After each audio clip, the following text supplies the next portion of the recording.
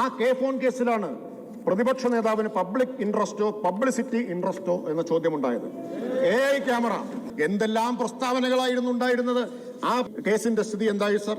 തോട്ടപ്പള്ളി മണലെടുപ്പ് കേസ് ബഹുമാന്യനായ മുൻ പ്രതിപക്ഷത്തിന്റെ ആവശ്യം, ഞാൻ പറയാം, പ്രതിപക്ഷത്തിന്റെ ആവശ്യം കരാറുകാർക്ക് പൈസ കൊടുക്കുന്നത് തടയണമെന്നായിരുന്നു. കോടതി കേട്ടില്ല, പണം നൽകാൻ അനുമതി നൽകി AI ക്യാമറയുടെ കാര്യത്തിൽ. ഇപ്പോഴും AI ക്യാമറ നിയമലംഘനം പിടിച്ചുകൊണ്ടിരിക്കുകയാണ്. അതുകൊണ്ട് നിയമലംഘനങ്ങളുടെ എണ്ണം കുറയ്ക്കാൻ കഴിഞ്ഞു.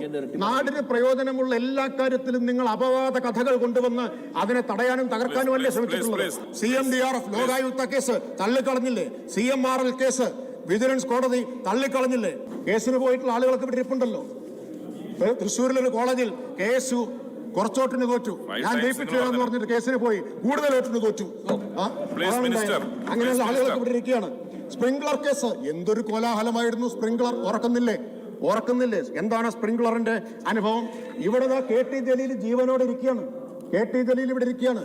നിങ്ങൾ എന്തെല്ലാം പ്രചരണങ്ങൾ ഈ ജലീലിനെതിരായിട്ട് നടത്തി. അന്ന് ലീഗിന് എവിടെയാണെങ്കിലും ഇരിപ്പുണ്ട്, അദ്ദേഹം ഇരിപ്പുണ്ട്. നിങ്ങൾ സർ, ഇത് പറയാതെ പറ്റില്ല സർ. ഈ KT ജലീലിനെതിരായിട്ട് എന്തെല്ലാം പ്രചരണം നടത്തി. ജലീൽ ഖുറാന്റെ മറവിൽ, ഖുറാന്റെ ഉള്ളിൽ ഒളിപ്പിച്ച് സ്വർണം കടത്തിയവനാണ് എന്ന് പ്രചരിപ്പിച്ചപ്പോ നിങ്ങൾ ലീഗുകാരുടെ എല്ലാം വികാരം എവിടെയായിരുന്നു പോയിരുന്നത്? അപ്പൊ നിങ്ങൾക്ക് മലപ്പുറത്തെ കുറിച്ച് വേവലാതി ഉണ്ടായില്ലേ? അന്നും നെഞ്ചുറപ്പോടെ ജലീൽ പറഞ്ഞു, ആ വാക്ക് ഞാനിപ്പോഴും ഓർമ്മിക്കുകയാണ്, ഒരു അണുമണി തൂക്കം തെറ്റ് ചെയ്തിട്ടില്ല എന്ന് വിശ്വാസമുള്ളത് കൊണ്ട് എന്നെ ഒരു ചുക്കം ചെയ്യാനാവില്ല എന്ന് പ്രഖ്യാപിച്ച ജലീൽ ഒരു ചുക്കം ചെയ്യാൻ കഴിയാതെ അവിടെ ഇരിക്കുകയാണ്. നിങ്ങൾക്ക് ഒരു ചുക്കം ചെയ്യാൻ കഴിയാതെ അവിടെ ഇരിക്കുകയാണ്.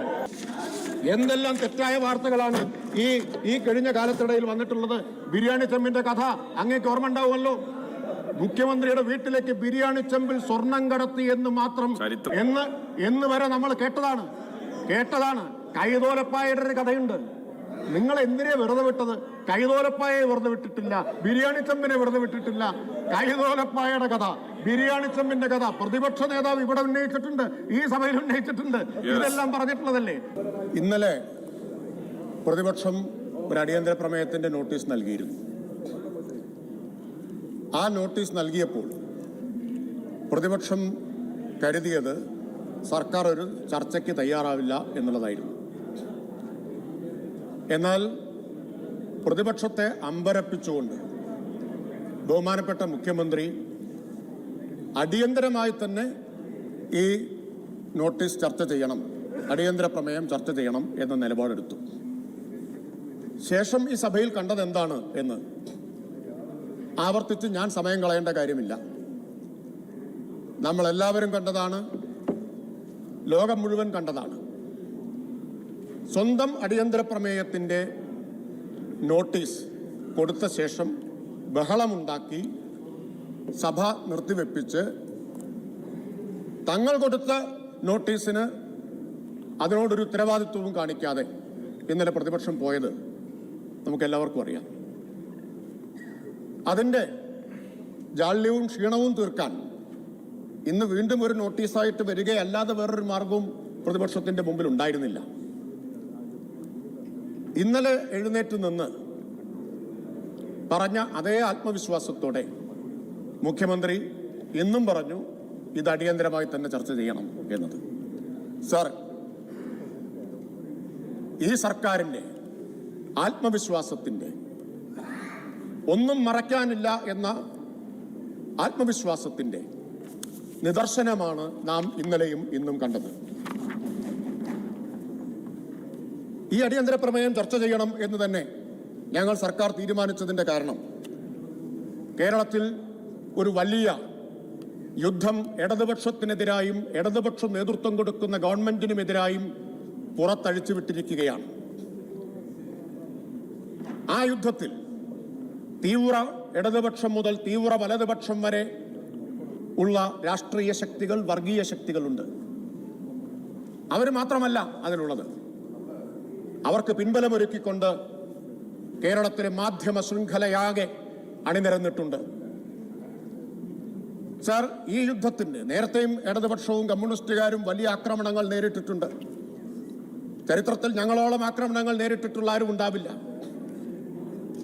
ബ്രിട്ടീഷ് കൊളോണിയലിസത്തിന്റെ കാലത്ത് തൂക്കിലേറ്റപ്പെട്ടവരുണ്ട്. മഠത്തിലപ്പവും ചിരുവണ്ടനും അബൂബക്കറും കുഞ്ഞമ്പു നായരുമെല്ലാം തൂക്കിലേറ്റപ്പെട്ടവരാണ്. സർദാർ ഗോപാലകൃഷ്ണൻ തടവറയിൽ ലോക്കപ്പിൽ കൊല്ലപ്പെട്ടവനാണ്. മണ്ടോടിക്കണ്ണനെ ലോക്കപ്പിൽ ഇടിച്ചു കൊന്നത് ഈ കേരളത്തിന്റെ ചരിത്രമാണ്. 218 CPIM-ന്റെ പ്രവർത്തകരാണ് സർ കേരളത്തിൽ RSSന്റെ കൊലക്കത്തിക്കിരയായി രക്തസാക്ഷികളായി മാറിയിട്ടുള്ളത്. 218 CPIM പ്രവർത്തകർ. ആക്രമണങ്ങൾ സർ പ്ലീസ് കേൾക്ക് വിൻസെന്റ്, അങ്ങേ കമന്റ് വിൻസെന്റ് പറഞ്ഞു കൊടുക്കും. ഞാൻ ഉണ്ടായിട്ടില്ല.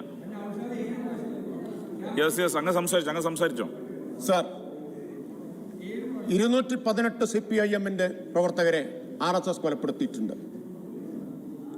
വിമോചന സമരകാലത്ത് കുറുവടിപ്പടയുണ്ടാക്കിയിട്ട് ഇവരടങ്ങുന്ന സംഘം ഞങ്ങളെ ആക്രമിച്ചിട്ടുണ്ട്. ഞങ്ങളെ മാത്രമല്ല, മൊയാരത്ത് ശങ്കരനെ തല്ലിക്കൊന്നിട്ടുണ്ട്. കോൺഗ്രസിന്റെ ചരിത്രം എഴുതിയിട്ടുള്ള നേതാവാണ് മൊയാരത്ത് ശങ്കരൻ.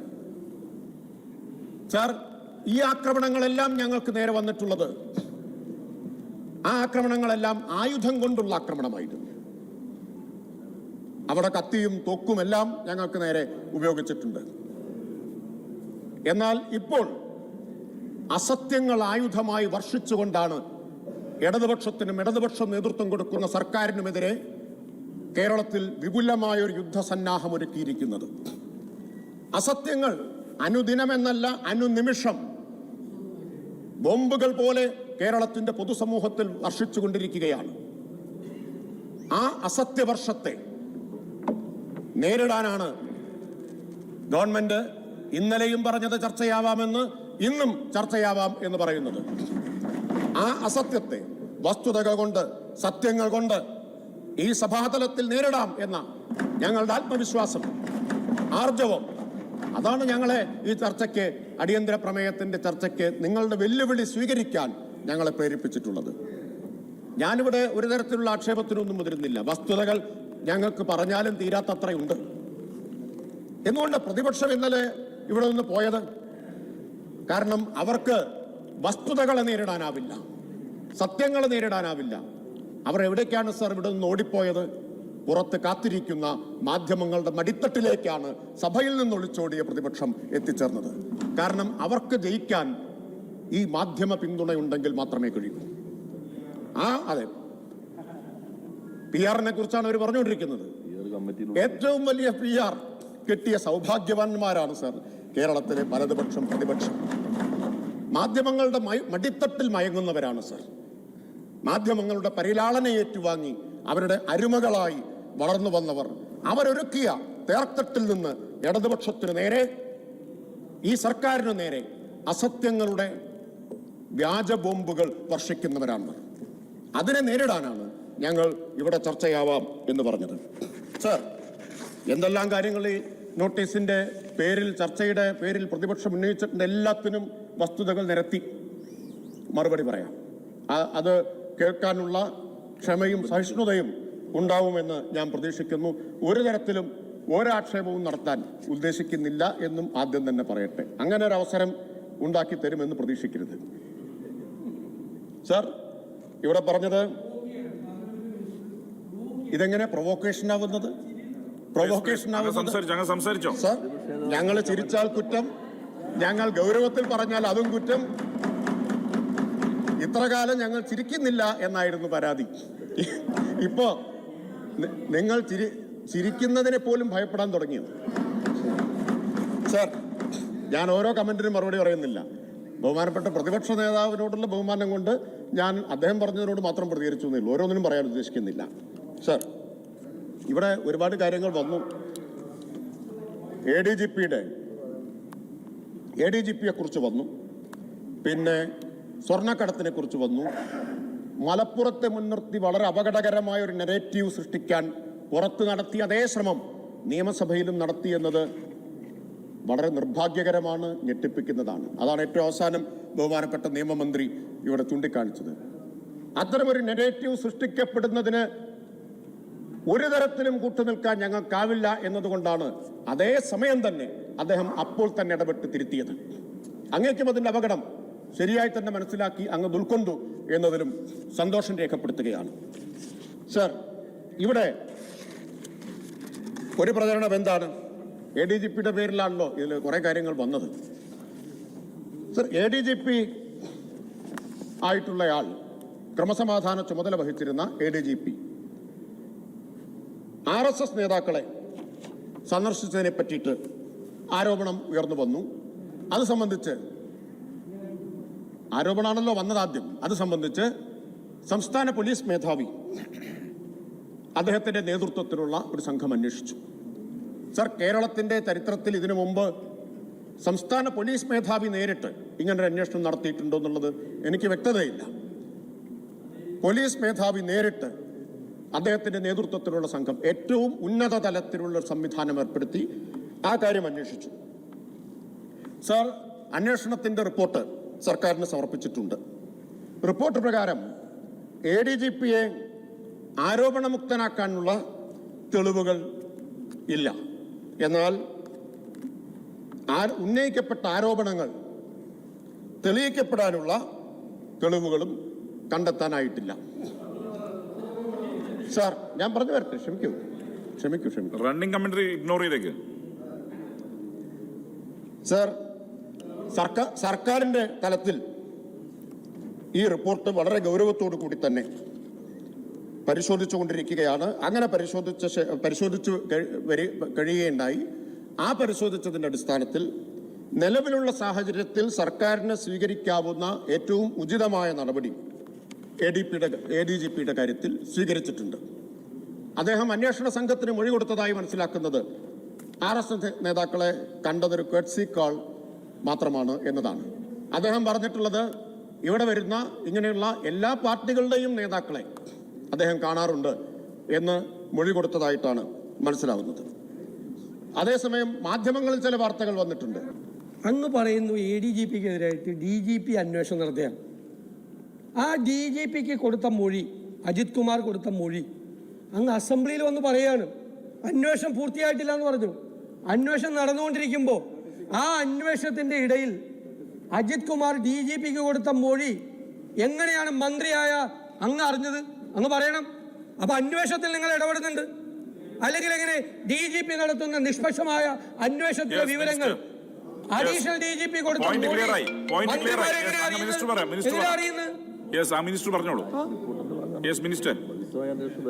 സാർ, പ്രാഥമികമായ റിപ്പോർട്ട് സമർപ്പിച്ചതിന്റെ മനസ്സിലാക്കുന്നു എന്നാണ് ഞാനിവിടെ പറഞ്ഞത്. ഞാൻ ആധികാരികമായ റിപ്പോർട്ട് കണ്ടു എന്ന് പറഞ്ഞിട്ടില്ല. എൻ്റെ വാചകം കൃത്യമായിട്ട് രേഖയിലുണ്ടാവുമെന്ന് ഞാൻ വിചാരിക്കുന്നു.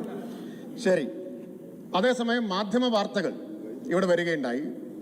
വിശിഷ്ട സേവനത്തിനുള്ള രാഷ്ട്രപതിയുടെ മെഡൽ കിട്ടുന്നതിന് സഹായിക്കുന്നതിന് വേണ്ടിയിട്ടാണ് RSS ജനറൽ സെക്രട്ടറിയെ കണ്ടത് എന്ന തരത്തിലുള്ള ചില വാർത്തകളുണ്ടായി. DGP ആവാൻ വേണ്ടി UPSC തയ്യാറാക്കുന്ന ലിസ്റ്റിൽ ഉൾപ്പെടാൻ വേണ്ടിയിട്ടാണ് എന്നുള്ള വാർത്തകളും വന്നിട്ടുണ്ട്.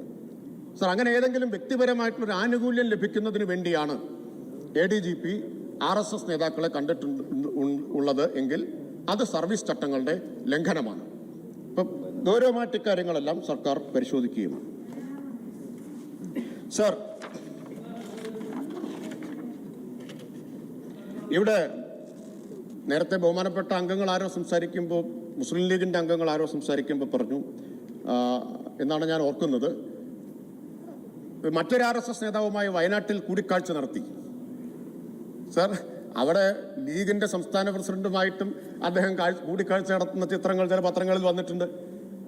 വയനാട്ടിൽ പലരും സന്ദർശിച്ചിട്ടുണ്ടാവുമല്ലോ, ദുരന്ത മേഖലയിൽ. അങ്ങനെ സന്ദർശിച്ച സ്ഥലങ്ങളിൽ ADGP അവിടെ ചുമതലയായിട്ടുണ്ടായിരുന്നു. അവിടെ പലരോടും സംസാരിച്ചിട്ടുണ്ടാവും. ഒരു ദുരന്തമുഖത്ത്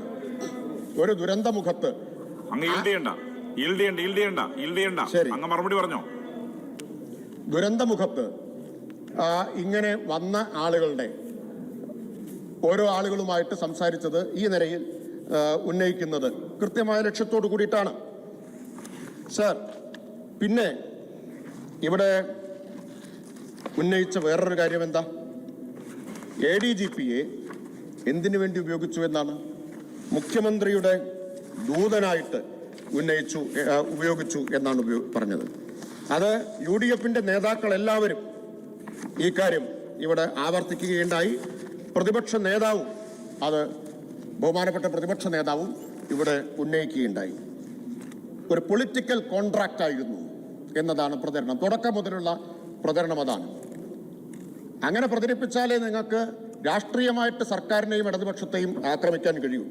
അതിനുവേണ്ടി നിങ്ങൾ കെട്ടിച്ചമച്ചിട്ടുള്ള ഒരു വാദമാണത്. എന്നാൽ നിങ്ങൾ മനസ്സിലാക്കേണ്ട ഒരു കാര്യം, ഞങ്ങളെ സംബന്ധിച്ച് ഉദ്യോഗസ്ഥരെ അങ്ങനെ ഉപയോഗിക്കുന്ന ശീലമില്ല. അതിൻ്റെ ആവശ്യമുള്ള ഒരു പാർട്ടിയല്ല CPIM.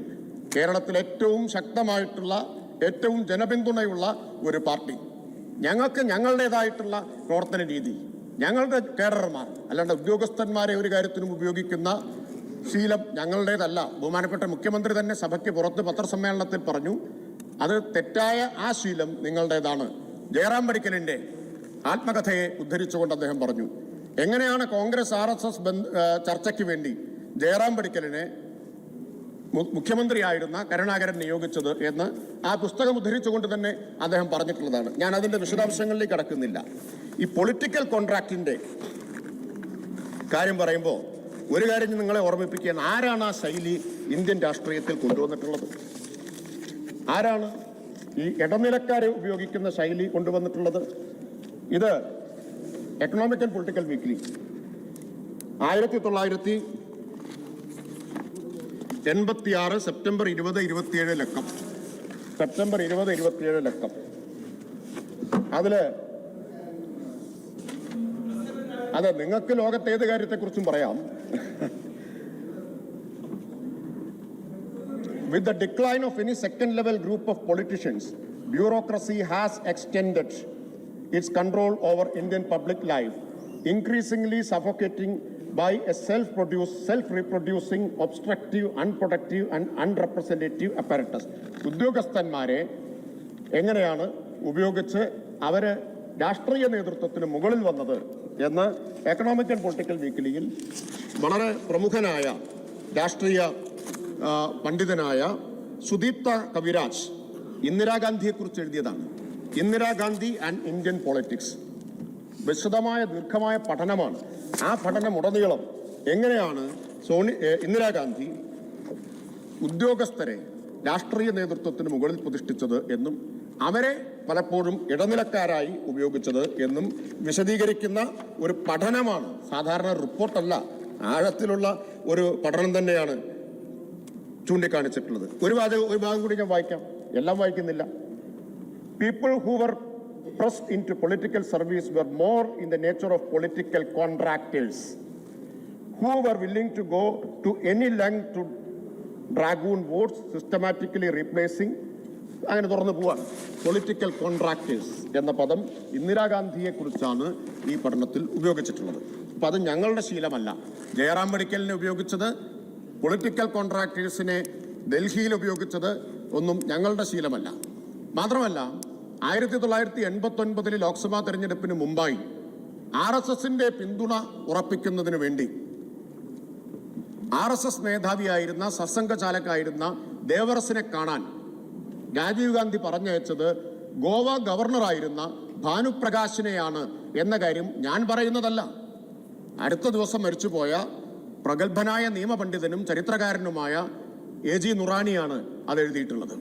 ഗോവ ഗവർണറെ RSS സർസംഘചാലകുമായിട്ടുള്ള ചർച്ചയ്ക്ക് അയച്ചത് എന്ന് 89 ലോക്സഭാ തെരഞ്ഞെടുപ്പിന് മുമ്പായി. പിന്നെ നിങ്ങളിപ്പോൾ ADGP RSS നേതാവിനെ കണ്ടതിനെ കുറിച്ച് പറയുന്നു. രാജീവ് ഗാന്ധി മന്ത്രിസഭയിലെ ആഭ്യന്തരമന്ത്രിയായിരുന്ന ബൂട്ടാ സിംഗ് ദേവറസിനെ കണ്ടതിനെക്കുറിച്ചും ജനറൽ സെക്രട്ടറി രാജേന്ദ്ര സിംഗിനെ കുറിച്ച് കണ്ടതിനെക്കുറിച്ചും പറയുന്നത് ആരാണ്? AG നുറാനിയാണ്. അതുകൊണ്ട് ഈ ഉദ്യോഗസ്ഥരെ ഉപയോഗിക്കുന്ന രീതി ഞങ്ങളുടേതല്ല. ആ തൂവൽ ഞങ്ങൾക്ക് ചേരുന്നതല്ല. നിങ്ങളുടെ തന്നെ തൊപ്പിയിൽ പരമ്പരാഗതമായി അണിഞ്ഞിട്ടുള്ള തൂവലാണത് എന്ന കാര്യം ഞാൻ ഓർമ്മിപ്പിക്കുകയാണ്. സാർ, ഇവിടെ പറഞ്ഞല്ലോ സ്വർണത്തിന്റെ കാര്യം ഇവിടെ ധാരാളമായിട്ട് പറയുകയുണ്ടായി. അതിന്റെ പേരിൽ ഒരു ജില്ലയെ പ്രതിക്കൂട്ടിൽ നിർത്താൻ ശ്രമിക്കുന്നു എന്നും ഇവിടെ പറയുകയുണ്ടായി. സാർ, സ്വർണ്ണക്കടത്തും ഹവാല ഉൾപ്പെടെയുള്ള കാര്യങ്ങൾ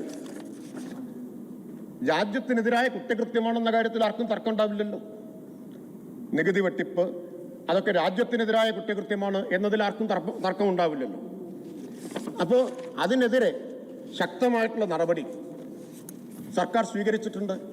അത് ഏതെങ്കിലും ഒരു ജില്ലയിൽ മാത്രമല്ല, എല്ലാ ജില്ലയിലും ശക്തമായിട്ടുള്ള നടപടി സ്വീകരിച്ചിട്ടുണ്ട്. അങ്ങനെ നടപടി സ്വീകരിച്ചപ്പോഴോ പോലീസ് പിടിക്കുന്ന കേസുകളുടെ എണ്ണം കൂടിയിട്ടുണ്ട്. ചിലർക്കൊരു സംശയമുണ്ട്, എന്തിനാണ് പോലീസ് സ്വർണ്ണക്കടത്ത് പിടിക്കുന്നത്? അതിന് കസ്റ്റംസ് പിടിച്ചാൽ പോരെ? ആ സംശയം ചിലരറിയാതെ ഉന്നയിക്കുന്നതാവാം, ചിലർ വളരെ കുശാഗ്ര ബുദ്ധിയോടുകൂടി ചോദിക്കുന്ന ചോദ്യമാണ്. എന്താ കാരണം എന്നറിയാമോ? കസ്റ്റംസ് സ്വർണ്ണക്കടത്ത് പിടിച്ചാൽ, സ്വർണം പിടിച്ചാൽ ഫൈൻ അടച്ച് സ്വർണം തിരിച്ചു കിട്ടും. കാരിയർമാർക്ക് അത് തിരിച്ചു കിട്ടും. ആർക്ക് ഉദ്ദേശിച്ചാണോ വന്നത് അവർക്ക് കിട്ടും. പോലീസ് സ്വർണം പിടിച്ചാൽ അത് തിരിച്ചു കിട്ടില്ല. അത് തെഫ്റ്റ് കേസായിട്ടാണ് രജിസ്റ്റർ ചെയ്യുന്നത്. അത് തൊണ്ടി മുതലായി എവിടെ എത്തും? കോടതിയിലെത്തും. അപ്പൊ എന്തിനാണ് പോലീസ് ഇത്ര ഉത്സാഹം കാണിക്കുന്നത് എന്ന ചോദ്യത്തിന്റെ പിന്നിലുള്ള യഥാർത്ഥ ലാക്ക് എന്താണ്? ഇപ്പോ കിട്ടേണ്ടവർക്ക് കള്ളക്കടത്തായി വരുന്ന സ്വർണം കിട്ടാതായി. ആ ശൃംഖലയെ മുറിച്ചു, കണ്ണി മുറിച്ചു. അപ്പോഴാണ് ഈ ചോദ്യവുമായിട്ട് ഈ ചോദ്യം ഉന്നയിക്കപ്പെടുന്നത്. ഇവിടെ ബഹുമാന്യനായ ഷംസുദ്ദീൻ അദ്ദേഹം സ്വർണ്ണക്കള്ളക്കടത്തിനെ കുറിച്ച് വളരെ വാചാലനായിട്ട് ഇവിടെ സംസാരിക്കുന്നത് കേട്ടു. ഞാൻ വളരെ വിനയത്തോടുകൂടി അദ്ദേഹത്തോട് ചോദിക്കുകയാണ്, ഫൈസൽ എടശ്ശേരി എന്നൊരു പേര് ഓർമ്മയുണ്ടോ? ഫൈസൽ എടശ്ശേരി ഓർമ്മയുണ്ടാവാതിരിക്കാൻ യാതൊരു സാധ്യതയും ഇല്ല.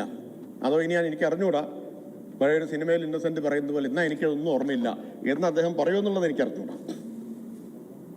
Sir, Faisal Edassery Indian Union Muslim ലീഗിന്റെ നേതാവും മലപ്പുറം ജില്ലാ പഞ്ചായത്തിൽ തിരുനാവായ ഡിവിഷനിൽ നിന്നുള്ള കൗൺസിലറുമാണ്, അല്ലേ?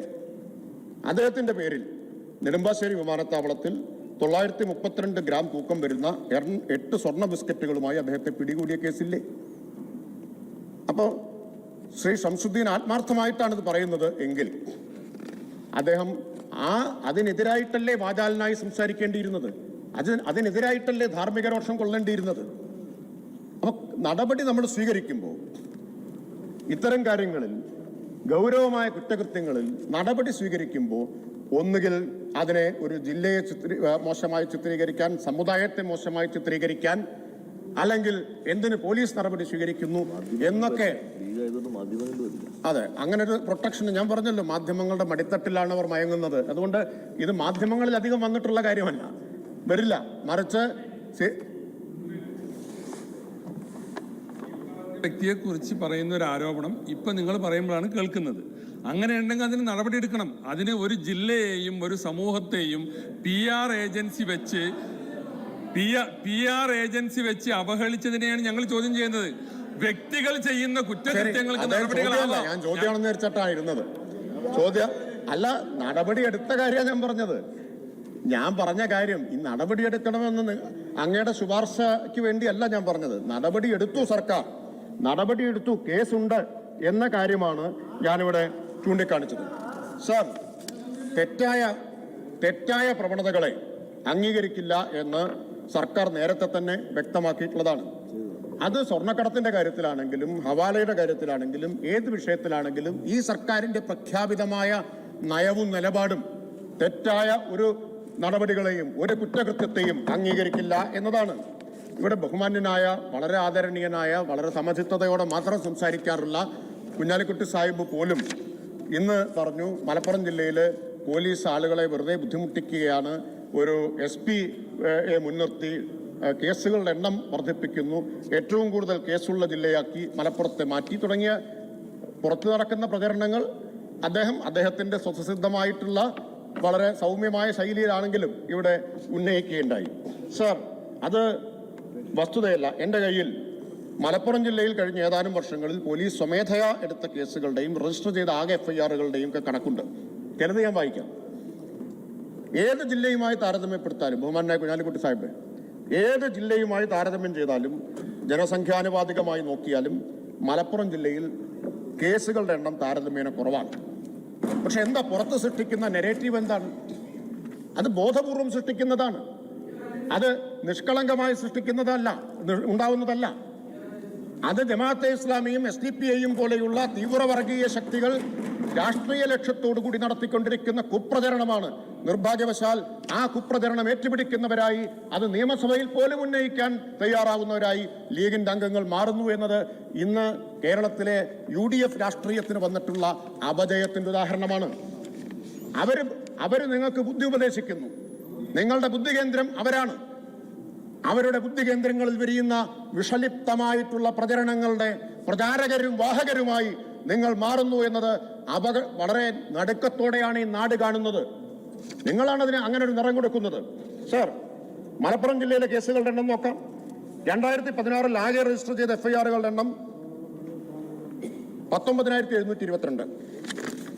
തൊട്ടടുത്ത പാലക്കാട് ജില്ല, എന്റെ ജില്ല, ആ വർഷം രജിസ്റ്റർ ചെയ്തത് 29,683 കേസ് FIRകൾ. പോലീസ് സ്വമേധയാ ചാർജ് ചെയ്ത കേസുകളുടെ എണ്ണം 2023 മലപ്പുറം ജില്ലയിൽ എത്രയാണ്? 33,133. തലസ്ഥാന ജില്ല തിരുവനന്തപുരത്ത് എത്രയാണ്? 68,097. അതിന്റെ ഇരട്ടി കൂടുതലാണ്. പോലീസ് സ്വമേധയാ എടുക്കുന്ന കേസുകളുടെ ജനസംഖ്യാനുപാതികമായിട്ടുള്ള കണക്ക് നോക്കിയാൽ മലപ്പുറം ജില്ലയിൽ 5.98 ജനസംഖ്യാനുപാതികമായി, കൊല്ലത്ത് 9.34, ആലപ്പുഴയിൽ താരതമ്യേന ചെറിയ ജില്ലയായ ആലപ്പുഴയിൽ 8.32, ഇടുക്കിയിൽ 14.18. എന്താണ് ഈ പ്രചരണത്തിന്റെ അടിസ്ഥാനം? എന്ത് ലക്ഷ്യത്തിന് വേണ്ടിയാണ് നിങ്ങൾ ഈ പ്രചരണം നടത്തിക്കൊണ്ടിരിക്കുന്നത്? ശുദ്ധഗതി കൊണ്ട് നടത്തുന്ന പ്രചരണമാണോ? അപ്പൊ ഏതറ്റം വരെയാണ് വസ്തുതകളെ വളച്ചൊടിക്കുന്നത് എന്നതല്ലേ ഇതെല്ലാം കാണിക്കുന്നത്? പിന്നെ ഇവിടെ ബഹുമാന്യനായ പ്രതിപക്ഷ നേതാവ് വളരെ ആധികാരികമായിട്ട് പറയുന്നത് കേട്ടു. ഒരു സ്പെഷ്യൽ ബ്രാഞ്ച് റിപ്പോർട്ടിനെ കുറിച്ച് മെയ് 24-ാം തീയതി മുഖ്യമന്ത്രിക്ക് ADGPയുടെ സന്ദർശനത്തെക്കുറിച്ച് സ്പെഷ്യൽ ബ്രാഞ്ച് റിപ്പോർട്ട് കൊടുത്തിട്ടുണ്ട്, എന്നിട്ട് നടപടിയെടുത്തില്ല എന്നാണ്. സർ, എത്രത്തോളം വസ്തുതാവിരുദ്ധമായ കാര്യങ്ങൾ ആധികാരികമെന്ന വ്യാജേന അവതരിപ്പിക്കാം എന്നതിന്റെ ഉദാഹരണമാണത്. അദ്ദേഹത്തിന്റെ ആ ആത്മവിശ്വാസ പ്രകടനം ഈ വസ്തുതാവിരുദ്ധതയെ മറച്ചുവെക്കാൻ വേണ്ടിയിട്ടുള്ളതായിരുന്നു. ഞാൻ അദ്ദേഹത്തോട് ഒറ്റ കാര്യം പറയുന്നുള്ളൂ, അങ്ങനെ ഒരു സ്പെഷ്യൽ ബ്രാഞ്ച് റിപ്പോർട്ട് ഉണ്ടെങ്കിൽ അദ്ദേഹം സഭയുടെ മേശപ്പുറത്ത് വെക്കട്ടെ.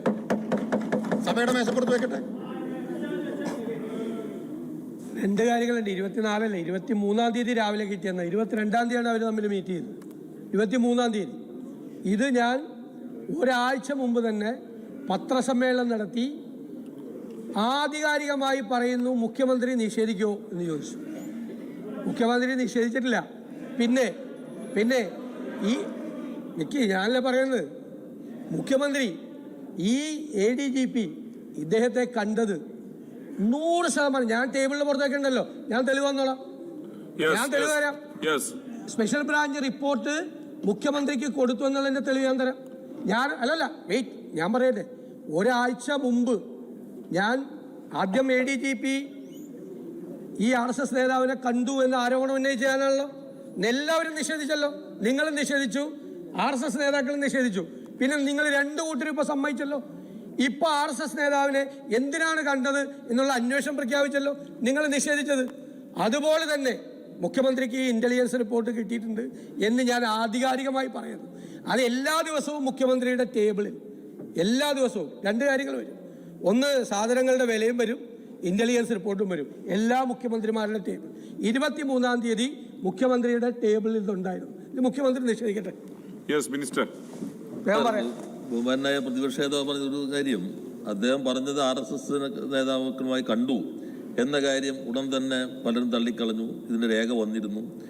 കണ്ട കാര്യത്തില്ല, കണ്ടത് സംബന്ധിച്ച് ഇന്റലിജൻസ് റിപ്പോർട്ട് ഉണ്ട് എന്ന ഒരു നിർമ്മിതി വളരെ ബോധപൂർവം നടന്നിട്ടുണ്ട്. അങ്ങനെ ഒരു ഇന്റലിജൻസ് റിപ്പോർട്ട് കിട്ടിയിട്ടില്ല എന്ന് സർക്കാരിന് വേണ്ടി ആധികാരികമായിട്ട് ഇപ്പോൾ പറയുന്നു. അങ്ങ് ഈ സഭയിൽ വളരെ ആധികാരികമായി പറയുന്നു. അപ്പൊ അങ്ങ് പറയുന്നത് ആ രേഖ അങ്ങ് മേശപ്പുറത്ത് വയ്ക്കാൻ അങ്ങേക്ക് ഉത്തരവാദിത്തമുണ്ട്. അങ്ങനെ ആധികാരികമായി തെളിവ് വേണ്ടേ? അല്ലാതെ ഞാൻ പറയട്ടെ അങ്ങ് ഞാൻ പറയട്ടെ, ഇവിടെ പ്രതിപക്ഷ നേതാവ് വളരെ ഉത്തരവാദിത്തമുള്ള ഒരു സ്ഥാനത്തിരിക്കുന്ന ആളാണല്ലോ. അദ്ദേഹം പറഞ്ഞത് തെളിവ് ഹാജരാക്കാന്ന. തെളിവ് എന്താ ഹാജരാക്കാനുള്ളത്? പിന്നെ വീഡിയോ വെച്ചിട്ട് റിപ്പോർട്ട് കൊടുക്കുമ്പോൾ അദ്ദേഹം കണ്ടുപിടിച്ചിട്ടുണ്ടോ? അതേ ഇപ്പൊ 5 മിനിറ്റ് 2 മിനിറ്റ് മുമ്പ് പറഞ്ഞത് അത് സംബന്ധിച്ച് ഞാൻ തെളിവ് നൽകാം. എന്തായിരിക്കണം തെളിവ്? തെളിവ് ഒന്നുകിൽ റിപ്പോർട്ടിന്റെ കോപ്പി ആയിരിക്കണം, അല്ലെങ്കിൽ അദ്ദേഹം അവിടെ പോയി ക്യാമറ വെച്ചിട്ട് ഇത് കൈമാറുമ്പോൾ ചിത്രീകരിച്ചതിന്റെ ഭാഗം കിട്ടണം. അപ്പോ വസ്തുതാരഹിതമായ കാര്യം, അമിതമായ ഒരു ആത്മവിശ്വാസം പ്രകടിപ്പിച്ച് സഭയെ തെറ്റിദ്ധരിപ്പിച്ചിട്ടുണ്ട്. അത് വളരെ തെറ്റായ രീതിയാണ്. സാർ, അപ്പൊ ഞാനിനി ഇന്റലിജൻസ് റിപ്പോർട്ടിനെ കുറിച്ച് കൂടുതൽ പറയേണ്ട കാര്യമില്ലല്ലോ. ഇത് കണ്ട ലോകത്തുള്ള എല്ലാവർക്കും മനസ്സിലായിട്ടുണ്ട് അങ്ങനെ ഒരു റിപ്പോർട്ടില്ല എന്നത്. ഉണ്ടെങ്കിൽ അദ്ദേഹത്തിന് സഭയിൽ വെക്കാം. അദ്ദേഹം പറഞ്ഞു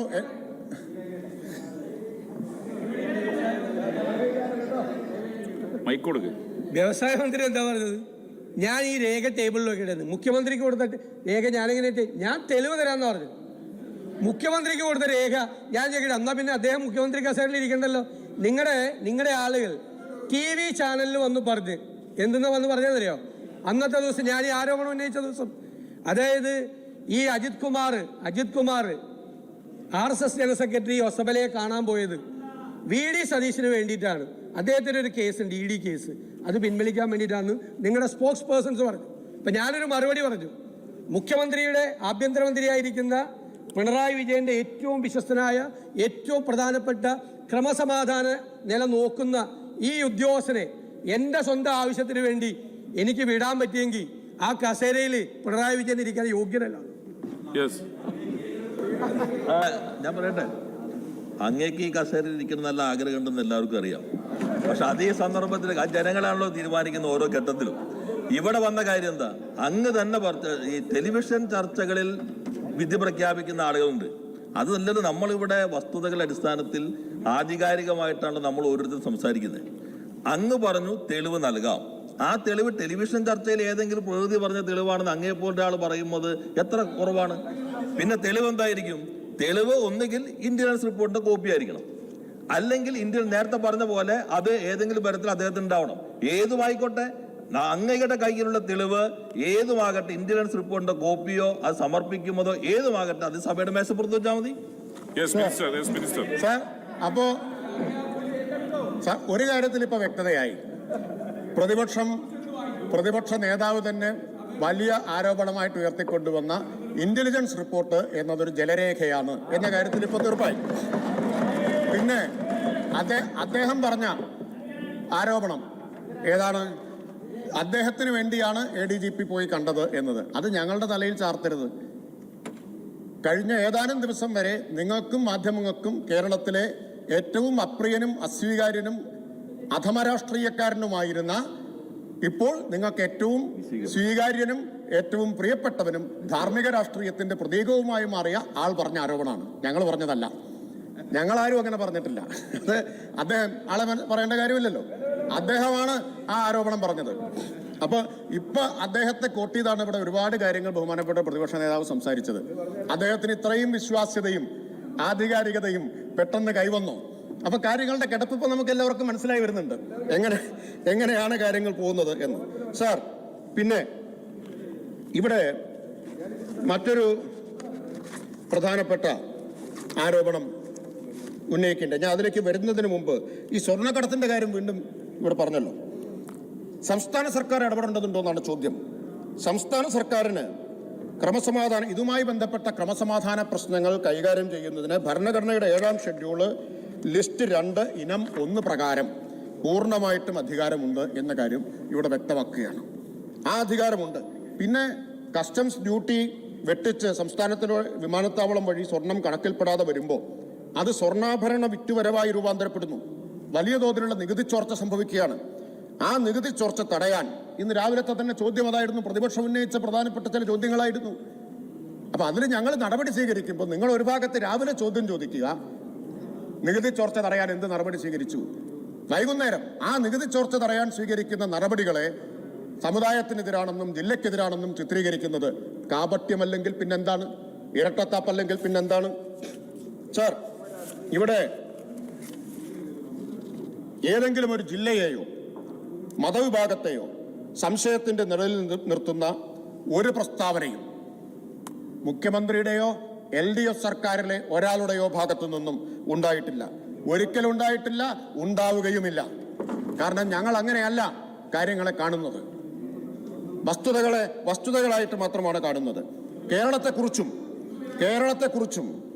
ഇവിടുത്തെ ന്യൂനപക്ഷ ജനവിഭാഗങ്ങളെക്കുറിച്ചും തെറ്റായ അനേകം പ്രചരണങ്ങൾ രാജ്യവ്യാപകമായി സംഘപരിവാറും വർഗീയ ശക്തികളും അവരെ പിന്തുണയ്ക്കുന്ന മാധ്യമങ്ങളും കെട്ടഴിച്ചു വിട്ടിട്ടുണ്ട്. ആ പ്രചരണങ്ങളെ ചെറുക്കുന്നതിൽ എക്കാലത്തും മുന്നിൽ നിന്നിട്ടുള്ളവരാണ്, നെഞ്ചുവിരിച്ച് മുന്നിൽ നിന്നിട്ടുള്ളവരാണ് ഇടതുപക്ഷം. നിങ്ങളുണ്ടായിട്ടില്ല അതിനെ ചെറുക്കാൻ. കേരളത്തിനെതിരെ നടത്തിയ പ്രചരണങ്ങളെ കേരളത്തിൽ ഭരിക്കുന്ന ഇടതുപക്ഷമാണ് എന്നതുകൊണ്ട് ആവശ്യം പോലെ പിന്തുണച്ചവരാണ്. ചിലപ്പോൾ മൗനമായും ചിലപ്പോൾ വാചാലമായും പിന്തുണച്ചിട്ടുള്ളവരാണ് നിങ്ങൾ. എന്താ കാരണം? ഞങ്ങളോടുള്ള വിരോധം. ഇവിടെ ഇടതുപക്ഷമാണ് ഭരിക്കുന്നത്, അതുകൊണ്ട് അവർ സഹിക്കട്ടെ, അവരനുഭവിക്കട്ടെ എന്ന മനോഭാവം. അതാണ് നിങ്ങൾക്ക് എല്ലാ കാലത്തും ഉണ്ടായിരുന്നത്. ഞങ്ങൾ അങ്ങനെ ഒരു സമീപനം ഒരു കാലത്തും സ്വീകരിച്ചിട്ടില്ല. അതെ, ഇവിടെ അതിലേക്ക് വരാം. ഒരുപാട് കാര്യങ്ങൾ പറയാനുണ്ടല്ലോ. ഞങ്ങൾ മലപ്പുറം ജില്ലയെക്കുറിച്ച് ഇവിടെ വേണ്ടത്ര പറഞ്ഞു കഴിഞ്ഞു. ഞാൻ വിശദമായിട്ട് പറയേണ്ട കാര്യമില്ല. ജലീൽ പറഞ്ഞു, EMSന്റെ ഗവൺമെന്റിന്റെ കാലത്താണല്ലോ മലപ്പുറം ജില്ല ഉണ്ടാക്കുന്നത്. ആ കാര്യത്തിൽ സന്തോഷമുണ്ട്. അത് എന്തായാലും ഇവിടെ നിരാകരിച്ചിട്ടില്ല. പക്ഷെ ബഹുമാന്യനായ പ്രതിപക്ഷ ഉപനേതാവ് പറഞ്ഞു അതിൽ ഞങ്ങളും കൂടി ഉണ്ട് കേട്ടോ എന്നാണ്. അത് ഞങ്ങൾ നിഷേധിക്കുന്നില്ലല്ലോ, ഞങ്ങളത് നിഷേധിക്കുന്നില്ല. പക്ഷേ EMS മുഖ്യമന്ത്രി ആയതുകൊണ്ടാണ് അങ്ങനെ ഈൽഡ് ചെയ്യേണ്ട സമയം കുറയാതുണ്ട്. അതുകൊണ്ട് ഈൽഡ് ചെയ്യണ്ട, അങ്ങ് പറഞ്ഞോ. EMS മുഖ്യമന്ത്രി ആയതുകൊണ്ടാണ് നിങ്ങൾക്ക് ആ മന്ത്രിസഭയിൽ ഉണ്ടാവാനും മലപ്പുറം ജില്ല രൂപീകരണത്തിൽ ഒരു അവകാശവാദം ഇന്ന് ഉന്നയിക്കാനും കഴിയുന്ന സ്ഥിതി ഉണ്ടായത് എന്ന് നിങ്ങൾ ഓർക്കണം. അതുകൊണ്ട് മാത്രമാണ്. പക്ഷെ പ്രശ്നം എന്താണ്? പിന്നീട് ലീഗിനെ നമ്മൾ കണ്ടത് എവിടെയാണ്? പിന്നീട് ലീഗിനെ കണ്ടത് ജില്ലാ വിരുദ്ധരുടെ വണ്ടിയിലാണ്. ആ ജില്ലാ വിരുദ്ധരുടെ വണ്ടിയിൽ കയറിപ്പോയി. ഇപ്പോഴും ആ ജില്ലാ വിരുദ്ധരുടെ വണ്ടിയിലാണ് ലീഗ് സഞ്ചരിച്ചുകൊണ്ടിരിക്കുന്നത്. സർ, കോൺഗ്രസ് എതിർത്തിട്ടുണ്ട് എന്ന് പറയുമ്പോൾ പ്രകോപിതരായിട്ട് കാര്യമില്ല. യാഥാർത്ഥ്യങ്ങൾ നമ്മുടെ മുമ്പിലുണ്ട്. എന്താ യാഥാർത്ഥ്യം? അവിടെ ഒരു പ്രതിഷേധ ജാഥ സംഘടിപ്പിച്ചു. വഴിക്കടവിൽ നിന്നാണ് ആരംഭിച്ചത്. ആ ജാഥയുടെ ക്യാപ്റ്റൻ ആരായിരുന്നു? ഇന്ന് നമ്മോടൊപ്പം ഇല്ലാത്ത മുതിർന്ന ആദരണീയനായ കോൺഗ്രസ് നേതാവ് ആര്യാടൻ മുഹമ്മദായിരുന്നു. നിഷേധിക്കാൻ പറ്റൂ. ആര്യാടൻ മുഹമ്മദായിരുന്നു ജാഥയുടെ ക്യാപ്റ്റൻ. പിന്നെ ഒരാളാരായിരുന്നു? അദ്ദേഹം നമ്മുടെ കൂടെ ഇല്ല, ശ്രീ MP ഗംഗാധരനാണ്. ഇവർ രണ്ടുപേരും ജില്ലാ രൂപീകരണത്തിനെതിരായി ജാഥ നയിച്ചവരാണ്. ആ കോൺഗ്രസിന്റെ കൂടെ നിന്നിട്ട് ലീഗ് ഞങ്ങളെ കല്ലെറിയാൻ വരികയാണോ? ആണോ? ഇനി വേറൊരു ഉദാഹരണം കൂടി ഞാൻ പറയാം. സർ, 1969 മാർച്ച് 6 തിരുവനന്തപുരം VJT ഹാളിൽ മലപ്പുറം ജില്ലാ രൂപീകരണത്തിനെതിരെ കൺവെൻഷൻ നടന്നു. ആ കൺവെൻഷൻ ഉദ്ഘാടനം ചെയ്തത് AB വാജ്പേയി ആണ്. അന്ന് മാർച്ച് 6 തിരുവനന്തപുരം VJT ഹാളിൽ മലപ്പുറം ജില്ലാ രൂപീകരണത്തിനെതിരെ കൺവെൻഷൻ നടന്നു. ആ കൺവെൻഷൻ ഉദ്ഘാടനം ചെയ്തത് AB വാജ്പേയി ആണ്. അന്നത്തെ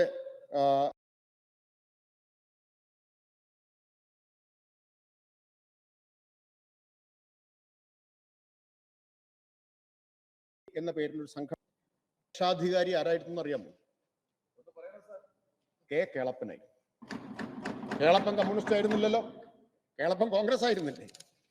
ഇതൊക്കെ ചരിത്രത്തിൽ മായ്ച്ചു കളയാൻ കഴിയാത്ത വസ്തുതയാണ്. നിങ്ങൾ എത്ര മാധ്യമ പിന്തുണയോടുകൂടി ബഹളമുണ്ടാക്കിയാലും അസത്യങ്ങൾ പ്രചരിപ്പിച്ചാലും അതിൽ തമ്മിൽ ബന്ധം പറയാം. അതിലേക്കാണ് പറഞ്ഞു വരുന്നത്. പ്രതിപക്ഷ നേതാവ് ചരിത്രവും വർത്തമാനവും തമ്മിൽ എല്ലാ കാലത്തും ഒരു ബന്ധമുണ്ട്. നിങ്ങൾ സൗകര്യമുള്ളപ്പോൾ ചരിത്രത്തെ ഉദ്ധരിക്കും, സൗകര്യമുള്ളപ്പോൾ വർത്തമാനത്തിൽ മാത്രം സംസാരിക്കും, അല്ലെ? വർത്തമാനത്തിൽ നിന്നുകൊണ്ട് മാത്രം സംസാരിക്കും. അപ്പോ അതാണ് കോൺഗ്രസിന്റെ ചരിത്രം എന്നാണ് ഞാൻ പറഞ്ഞത്. ആരുടെ കൂടെ നിന്ന് എതിർത്തതിന്റെ ചരിത്രമാണ്. ആരാണ് എതിർത്തത്? ജനസംഘമാണ് എതിർത്തത് മലപ്പുറം ജില്ലാ രൂപീകരണത്തെ. അതിനാണ് വാജ്പേയി തിരുവനന്തപുരത്ത് വന്നത്. ആ ജനസംഘത്തിന്റെ കൂടെ നിന്ന് മലപ്പുറം ജില്ലാ രൂപീകരണത്തെ എതിർക്കാൻ നടന്ന് ചെരുപ്പ് തേഞ്ഞ 2 നേതാക്കളുടെ പേരാണ് ഞാൻ പറഞ്ഞത്. ആര്യാടൻ മുഹമ്മദും MP ഗംഗാധരനും. അല്ലെ? കാൽനട ജാഥ ഒരു മലപ്പുറം ജില്ലയുടെ അറ്റത്തുനിന്ന് മറ്റേ അറ്റം വരെ നടക്കണമെങ്കിൽ ചെരുപ്പ് തേഞ്ഞ് കാണില്ലേ? ഇതെല്ലാം നിങ്ങൾ ഓർമ്മിക്കുന്നത് നല്ലതാണ്. നിങ്ങൾ ഞങ്ങളെ ആക്ഷേപിക്കാൻ വരരുത്. മലപ്പുറം ജില്ലയുടെ സൃഷ്ടാക്കൾ ഞങ്ങളാണ്, കമ്മ്യൂണിസ്റ്റുകാരാണ്, ഇടതുപക്ഷമാണ് മലപ്പുറം ജില്ലയുടെ സൃഷ്ടാക്കൾ എന്ന കാര്യം നിങ്ങൾ ഓർമ്മിക്കണം. പിന്നെ എത്രയോ ഉദാഹരണങ്ങളുണ്ട്. സമയമില്ലാത്തതുകൊണ്ട് ഞാൻ എല്ലാത്തിലേക്കൊന്നും പോകുന്നില്ല. സർ, പണ്ട് ഈ മലപ്പുറം ജില്ലാ രൂപീകരണത്തിനെതിരെ വലിയ പ്രചരണം സംഘപരിവാർ നടത്തിയല്ലോ. അന്നത്തെ സംഘപരിവാർ നടത്തിയപ്പോ ഒരു പ്രതികരണവും അന്ന് കോൺഗ്രസിന്റെയും ലീഗിന്റെയും ഭാഗത്തുണ്ടായിരുന്നില്ല. കാരണം ഇതിനെതിരെ കാൽനടജാഥയിലായിരുന്നു, ആ തിരക്കിലായിരുന്നു. എന്നാൽ ശരി, അപ്പൊ Yes, ലീഗ് yes, പറയുന്നത് അങ്ങ് കോൺഗ്രസിന്റെ ignore ഭാഗത്ത് ചെയ്തല്ലോ. മാത്രം ഉണ്ടാവാത്തുള്ളൂ എന്ന് ഞാൻ അംഗീകരിക്കാം. അത് നമ്മൾ തള്ളിക്കളയേണ്ട കാര്യമില്ല. എന്താ അന്ന് പുലിക്കോട്ടിൽ ഹൈദർ എന്ന വിഖ്യാതനായിട്ടുള്ള മാപ്പിളപ്പാട്ട് രചയിതാവ്, അദ്ദേഹത്തിന്റെ വളരെ പ്രസിദ്ധമായിട്ടുള്ള വരികൾ മലപ്പുറം ജില്ലയിൽ മുഴുവൻ അലയടിച്ചതാണ്. പാകിസ്ഥാനിൽ പോകൂല, പാകിസ്ഥാനികളാകൂല, പാകിസ്ഥാനിൽ അയക്കണം നിങ്ങളുടെ അപ്പരിപ്പും ഇനി വേവൂല. അതാണ് പാകിസ്ഥാനിൽ പോകൂല. കുഞ്ഞാലിക്കുട്ടി സാഹിബിനെ അറിയായിരിക്കും. പാകിസ്ഥാനികളാകൂല, പാകിസ്ഥാനിലേക്ക് അയക്കണം നിങ്ങളുടെ ആ പരിപ്പും ഇനി വേവൂല. എനിക്ക് കോൺഗ്രസിനോട് പറയാനുള്ളത്, നിങ്ങളോട് പറയാനുള്ളത്, അതുകൊണ്ട് ഞങ്ങളെ മലപ്പുറം ജില്ലാ വിരുദ്ധരും ഒരു സമുദായത്തിനെതിരാക്കി മാറ്റാനുള്ള ആ പരിപ്പും ഇനി വേവൂല എന്നാണ് പുലിക്കോട്ടിൽ ഹൈദർ പറഞ്ഞതാണ് എനിക്ക് നിങ്ങളോട് പറയാനുള്ളത്. അത് നിങ്ങൾ മനസ്സിലാക്കിയാൽ മതി. എല്ലാത്തിനും മറുപടി ഉണ്ട്.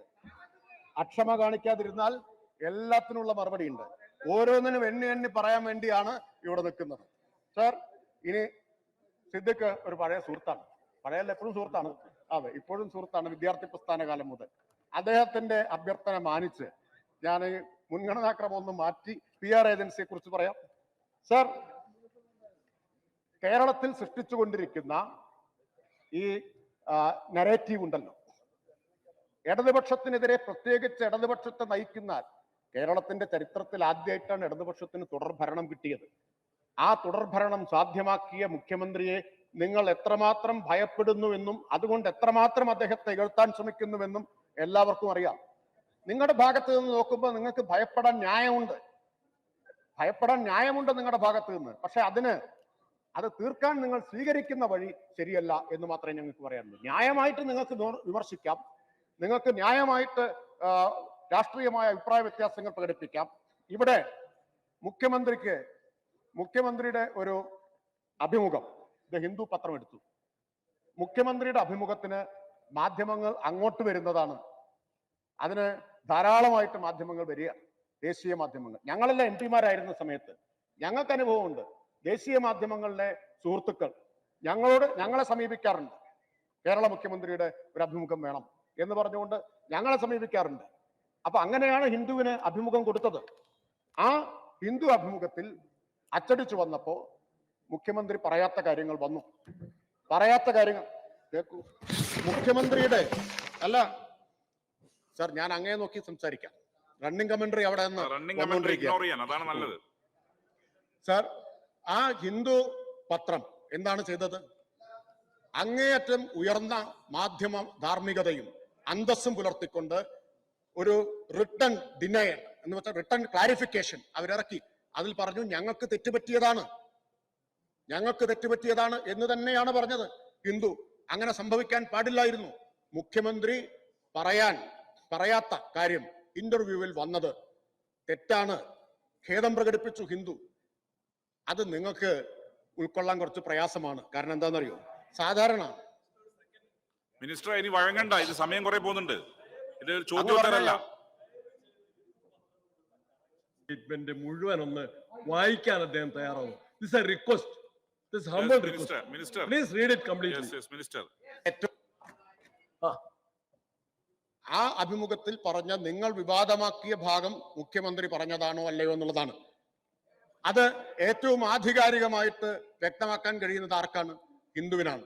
ഹിന്ദു മാധ്യമ പ്രവർത്തനത്തിന്റെ ഉന്നത മൂല്യങ്ങൾ ഉയർത്തിപ്പിടിച്ച് അത് വ്യക്തമാക്കി. ഞങ്ങളുടെ ഭാഗത്ത് വന്ന തെറ്റാണ് എന്ന കാര്യം വ്യക്തമാക്കി. അത് ഞാൻ പറയാം,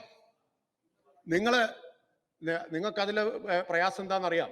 കാരണം ഞങ്ങൾക്കെതിരെ അനുനിമിഷം ബ്രേക്കിംഗ് ന്യൂസുകളായും അല്ലാതെയും ഒക്കെ തെറ്റായ വാർത്തകൾ, അസത്യപ്രചരണം ഇവിടെ മാധ്യമങ്ങൾ നടത്തിക്കൊണ്ടിരിക്കുക. നിങ്ങളെ പിന്തുണയ്ക്കുന്ന മാധ്യമങ്ങൾ ഒന്നുപോലും അവർ ഇന്ന് വരെ തിരുത്തിയിട്ടില്ല കേട്ടോ, ഒന്നുപോലും തിരുത്തിയിട്ടില്ല. ആ പാവം ഓമനക്കുട്ടൻ എന്ന് പറയുന്ന ഒരു കർഷക തൊഴിലാളി, CPIM-ന്റെ ലോക്കൽ കമ്മിറ്റി മെമ്പർ, ദുരിതാശ്വാസ ക്യാമ്പിലെ ഓട്ടോറിക്ഷയ്ക്ക് 28 രൂപ കുറവ് വന്നപ്പോ അത് തിരിച്ചതിന് അയാളെ അഴിമതിക്കാരനായി ചിത്രീകരിച്ച് അതുപോലും തിരുത്താത്തവരാണ് കേരളത്തിലെ മാധ്യമങ്ങൾ. അതുപോലും തിരുത്തിയിട്ടില്ല. അപ്പോ ആ മാധ്യമ പിന്തുണയിൽ നിങ്ങൾ അഭിരമിക്കുമ്പോൾ തീർച്ചയായിട്ടും ഹിന്ദുവിന്റെ തിരുത്തൊക്കെ നിങ്ങൾക്ക് ഉൾക്കൊള്ളാൻ കുറച്ച് പ്രയാസമായിരിക്കും. പിന്നെ സർ മറ്റൊരു കാര്യം എന്താ,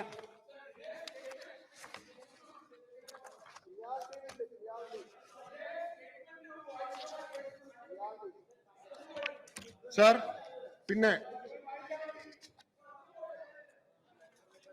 പിന്നൊരു പ്രചരണം എന്താണ്? പിന്നൊരു പ്രചരണം മലപ്പുറം ജില്ലയുടെ കാര്യം ഞാൻ ഇവിടെ പറഞ്ഞു. ആരാണ് ജില്ലയെ എതിർത്തത് എന്ന്, ജില്ലയെ എതിർത്തത് ആരാണ് എന്ന്. നിങ്ങൾക്ക് താല്പര്യമുള്ള വിഷയം മാത്രമല്ല, വേറെ കുറച്ച് കാര്യങ്ങൾ പറയാം. പിന്നൊരു പ്രചരണം ഇപ്പോൾ നടക്കുന്നുണ്ട്.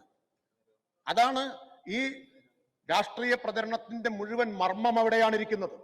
അതെന്താണ്? കമ്മ്യൂണിസ്റ്റുകാർ മുസ്ലിങ്ങൾക്കെതിരാണ് എന്ന പ്രതീതി ജനിപ്പിക്കാനാണ് ശ്രമിക്കുന്നത്. സർ, മലപ്പുറം ജില്ല എന്ന് പറഞ്ഞാൽ അത് മുസ്ലിങ്ങളുടെ മാത്രം ജില്ലയാണ് എന്നത് ആരുണ്ടാക്കിയ നെറേറ്റീവാണ്? ഇന്ത്യയിൽ RSSും സംഘപരിവാരവും ചേർന്നുണ്ടാക്കിയ നെറേറ്റീവ് അല്ലേ? നിങ്ങൾ ആ നെറേറ്റീവിന്റെ വക്താക്കളായിട്ട് മാറുകയും അതിന്റെ പ്രചാരകരായിട്ട് മാറുകയല്ലേ ചെയ്യുന്നത്. ഞങ്ങളൊരു ജില്ലയെ അല്ലെങ്കിൽ ഏതെങ്കിലും ഒരു പ്രദേശത്തെ അവിടെ താമസിക്കുന്ന മതവിഭാഗങ്ങളുടെ, സാമുദായിക വിഭാഗങ്ങളുടെ അടിസ്ഥാനത്തിലല്ല കാണുന്നത്. മനുഷ്യരെ മനുഷ്യരായിട്ടാണ് കാണുന്നത്. മലപ്പുറം ജില്ല എന്ന് പറഞ്ഞാൽ അതാണ് അന്ന് അവരെ എതിർക്കാൻ പറഞ്ഞ കാരണം. മുസ്ലിങ്ങൾക്ക് ജില്ല ഉണ്ടാക്കിയതാണ്, മുസ്ലിങ്ങൾക്ക് ജില്ല ഉണ്ടാക്കി എന്നുള്ളതാണ് പ്രചരിപ്പിച്ചത്. സർ,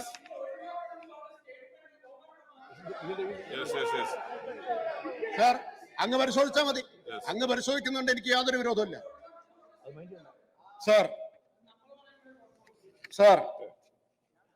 ഇവിടെ KT ജലീൽ പറഞ്ഞല്ലോ, KT ജലീൽ പറഞ്ഞു കമ്മ്യൂണിസ്റ്റുകാരെ കുറിച്ച് പറയുമ്പോൾ നിങ്ങൾ ഓർക്കണം, RSSനെ കുറിച്ചാണല്ലോ നിങ്ങളിപ്പോ ആക്ഷേപം ഉന്നയിക്കുന്നത്. വിചാരധാരയിൽ അധ്യായം 19 ഹിന്ദുരാഷ്ട്രത്തിന്റെ ഒന്നാമത്തെ ആഭ്യന്തര ശത്രു മുസ്ലിങ്ങൾ. അധ്യായം 20 രണ്ടാമത്തെ ആഭ്യന്തര ശത്രു ക്രിസ്ത്യാനികൾ. അധ്യായം 21 മൂന്നാമത്തെ ആഭ്യന്തര ശത്രു കമ്മ്യൂണിസ്റ്റുകാർ. ഞങ്ങളതിൽ അഭിമാനിക്കുകയാണ് ചെയ്യുന്നത്. RSSന് എക്കാലത്തും അവരുടെ പ്രഖ്യാപിത ശത്രുക്കളാണ് ഞങ്ങൾ എന്നതിൽ ഞങ്ങൾ അഭിമാനിക്കുന്നവരാണ്. അതുകൊണ്ടാണ് ഞങ്ങൾക്ക് ഇന്ന് വരെ ഗോൾവാൾക്കറുടെ ഛായാപടത്തിന്റെ മുമ്പിൽ പോയി നിന്ന് കൈകൂപ്പി വണങ്ങണം എന്ന് തോന്നാത്തത്. ഒരു കമ്മ്യൂണിസ്റ്റുകാരന്റെയും ചിത്രം നിങ്ങൾക്ക് കാണാൻ കഴിയില്ല. ഒരു കമ്മ്യൂണിസ്റ്റുകാരന്റെയും ചിത്രം കാണാൻ കഴിയില്ല. കാരണം എന്താ അറിയാമോ? നിങ്ങൾ മനസ്സിലാക്കേണ്ട ഒരു കാര്യമുണ്ട്. ഞാൻ നേരത്തെ പറഞ്ഞു 218 പേരുടെ ജീവനാണ് കൊടുത്തത് RSSന് ചെറുക്കാൻ. ഈ കേരളത്തിൽ 218 പേരുടെ ജീവനാണ്. ഞങ്ങളുടെ DNA-യിലുള്ളത് RSSനും സംഘപരിവാരത്തിനും എതിരായിട്ടുള്ളതാണ് ഞങ്ങളുടെ DNA. അത് നിങ്ങൾ മനസ്സിലാക്കണം. നിങ്ങളുടെ അതല്ല. ഇവിടെ ബഹുമാനപ്പെട്ട പ്രതിപക്ഷ നേതാവ് പറഞ്ഞല്ലോ, ബഹുമാന്യനായ പ്രതിപക്ഷ നേതാവ്, അല്ല തടസ്സപ്പെടുത്തണ്ട. നിങ്ങൾ ആവശ്യപ്പെട്ട ചർച്ചയ്ക്കാണ് ഞാൻ മറുപടി പറയുന്നത്. സർ, ബഹുമാനപ്പെട്ട പ്രതിപക്ഷ നേതാവ് പറഞ്ഞു ഫോട്ടോ. പ്രതിപക്ഷ നേതാവ് പറഞ്ഞു ഉന്നയിച്ച ആക്ഷേപം എന്താ? അദ്ദേഹത്തിനെതിരെ രാഷ്ട്രീയ വിമർശനമാണ്, ഗൗരവമായ രാഷ്ട്രീയ വിമർശനമാണ്. ഗോൾവാൾക്കറുടെ ജന്മശതാബ്ദി ആഘോഷത്തിൽ പങ്കെടുത്ത് അദ്ദേഹം നിലവിളക്ക് കൊടുത്തി കൈകൂപ്പി നിൽക്കുന്ന പടം ഇവിടെ ഉയർത്തി കാണിച്ചു. അതിന് അദ്ദേഹത്തിന്റെ മറുപടി, എൻ്റെ ഇന്നയാൾക്ക് ബാഡ്ജ് കുത്തി കൊടുക്കുന്ന പടമുണ്ട്, പിന്നെ വേറെ ആളെ കണ്ട പടമുണ്ട് എന്നൊക്കെയാണ്. ഇവിടെ വേറെയും പടങ്ങളുണ്ട്. ഒന്ന്, അദാനിയുമായി ആന്റണിയും കരുണാകരനും ചർച്ച നടത്തി. പടമുണ്ട് കേട്ടോ, പടം, വാർത്ത മാത്രമല്ല. അദ്വാനി ക്ഷമിക്കണം, അദ്വാനി. ഇതെല്ലാം ചെറിയ വകഭേദം മാത്രമല്ലേ ഉള്ളൂ. അദ്വാനിയും ആന്റണിയുമായി ചർച്ച നടത്തി. ഇനി വേറൊരു പടം കാണിക്കാം. വേറൊരു പടം, LK Advani, K Karunakaran, KG Marar, O Rajagopal. ഇതാ വേറൊരു പടം. പടങ്ങളെല്ലാം ധാരാളമുണ്ട്. ഇനി പടത്തിന്റെ കാര്യം അവിടെ നിൽക്കട്ടെ. പ്രതിപക്ഷ നേതാവ് എന്റെ പടത്തിന് പകരം വേറെ പടങ്ങളുണ്ടെന്നാണല്ലോ പറയുന്നത്. വേറെ കുറെ പടങ്ങളാണ് ഞാൻ ഇവിടെ കാണിച്ചത്. സർ, 2013 മാർച്ചിൽ സംഘപരിവാറിന്റെ പരിപാടിയിൽ പങ്കെടുത്ത് ബഹുമാന്യനായ പ്രതിപക്ഷ നേതാവ് സംസാരിച്ചതിന്റെ വാർത്ത ജന്മഭൂമി കൊടുത്തതാണ് ഞാനിവിടെ ഉദ്ധരിക്കുന്നത്. തലക്കെട്ടിതാണ്, നാട് കപട മതേതരത്വത്തിന്റെ പിടിയിൽ VD സതീശൻ. ജന്മഭൂമി. ഇതാ ഞാൻ പറയാം, ഞാൻ മുഴുവൻ വായിക്കാതെ. കപട മതേതരത്വത്തിന്റെ പിടിയിലാണ് നമ്മുടെ നാടെന്ന് VD സതീശൻ MLA അത് ഞാൻ പറയാന്ന് ഇതൊന്ന് വായിക്കട്ടെ. ഞാൻ പത്രവാർത്തയല്ലേ വായിക്കുന്നത്. മിനിസ്റ്റർ സമയം സർ, അല്ല ഇത്രയും കാര്യങ്ങൾ ഇവിടെ ഉന്നയിച്ചതല്ലേ സർക്കാരിനെതിരെ. സമയം. കപട മതേതരത്വത്തിന്റെ പിടിയിലാണ് നമ്മുടെ നാടെന്ന് VD സതീശൻ MLA അഭിപ്രായപ്പെട്ടു. സ്വാമി വിവേകാനന്ദനെ കുറിച്ച് പറഞ്ഞാൽ ബാലൻസിങ്ങിനായി മറ്റു മതങ്ങളിലെ കേന്ദ്ര കഥാപാത്രങ്ങളെ കുറിച്ച് അഭിപ്രായം പറഞ്ഞില്ലെങ്കിൽ തിരസ്കരിക്കപ്പെടുകയോ വിവാദങ്ങളിലേക്ക് വലിച്ചഴിക്കപ്പെടുകയോ ചെയ്യും. അതുകൊണ്ട് തന്നെ പ്രാസംഗികർ പലപ്പോഴും ഒരാളെ കുറിച്ച് പറഞ്ഞാൽ മറ്റുള്ളവരുടെ ഉദ്ധരണികളിലേക്ക് പോകേണ്ട ഗതികേടിലാണ്. സ്വാമി വിവേകാനന്ദനും പ്രബുദ്ധ കേരളവും എന്ന പുസ്തകത്തിന്റെ തൃശൂർ ജില്ലാ പ്രകാശന ചടങ്ങ് ഉദ്ഘാടനം ചെയ്ത് സംസാരിക്കുകയായിരുന്നു അദ്ദേഹം. കഴിഞ്ഞില്ല അതിൽ ആരൊക്കെയാണ് സംസാരിച്ചത്? അതിന് പിന്നെ പറയുന്നു, പിന്നൊന്ന് പറയുന്നു, പുതിയ രാഷ്ട്രീയത്തിൽ കൃത്യത കുറവാണെന്നും അതുകൊണ്ട് തന്നെ പലപ്പോഴും ദുരൂഹത ഉണ്ടാവുന്നതെന്നും അദ്ദേഹം പറഞ്ഞു. RSS അഖില ഭാരതീയ സഹപ്രചാർ പ്രമുഖ് ജെ നന്ദകുമാർ മുഖ്യ പ്രഭാഷണം നടത്തി. ഭാരതീയ വിചാര കേന്ദ്രം തൃശൂർ ജില്ലാ സമിതി സംഘടിപ്പിച്ച ചടങ്ങിൽ സംസ്ഥാന പ്രസിഡന്റ് ഡോക്ടർ M മോഹൻദാസ് അധ്യക്ഷത വഹിച്ചു. അതിനെ കുറിച്ചുള്ള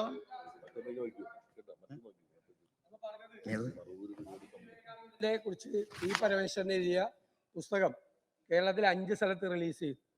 സംസ്ഥാന തലത്തിൽ ഞാൻ തൃശ്ശൂരിൽ റിലീസ് ചെയ്താണ്. ഞാൻ പറഞ്ഞ വാചകങ്ങൾ അല്ല പറഞ്ഞു.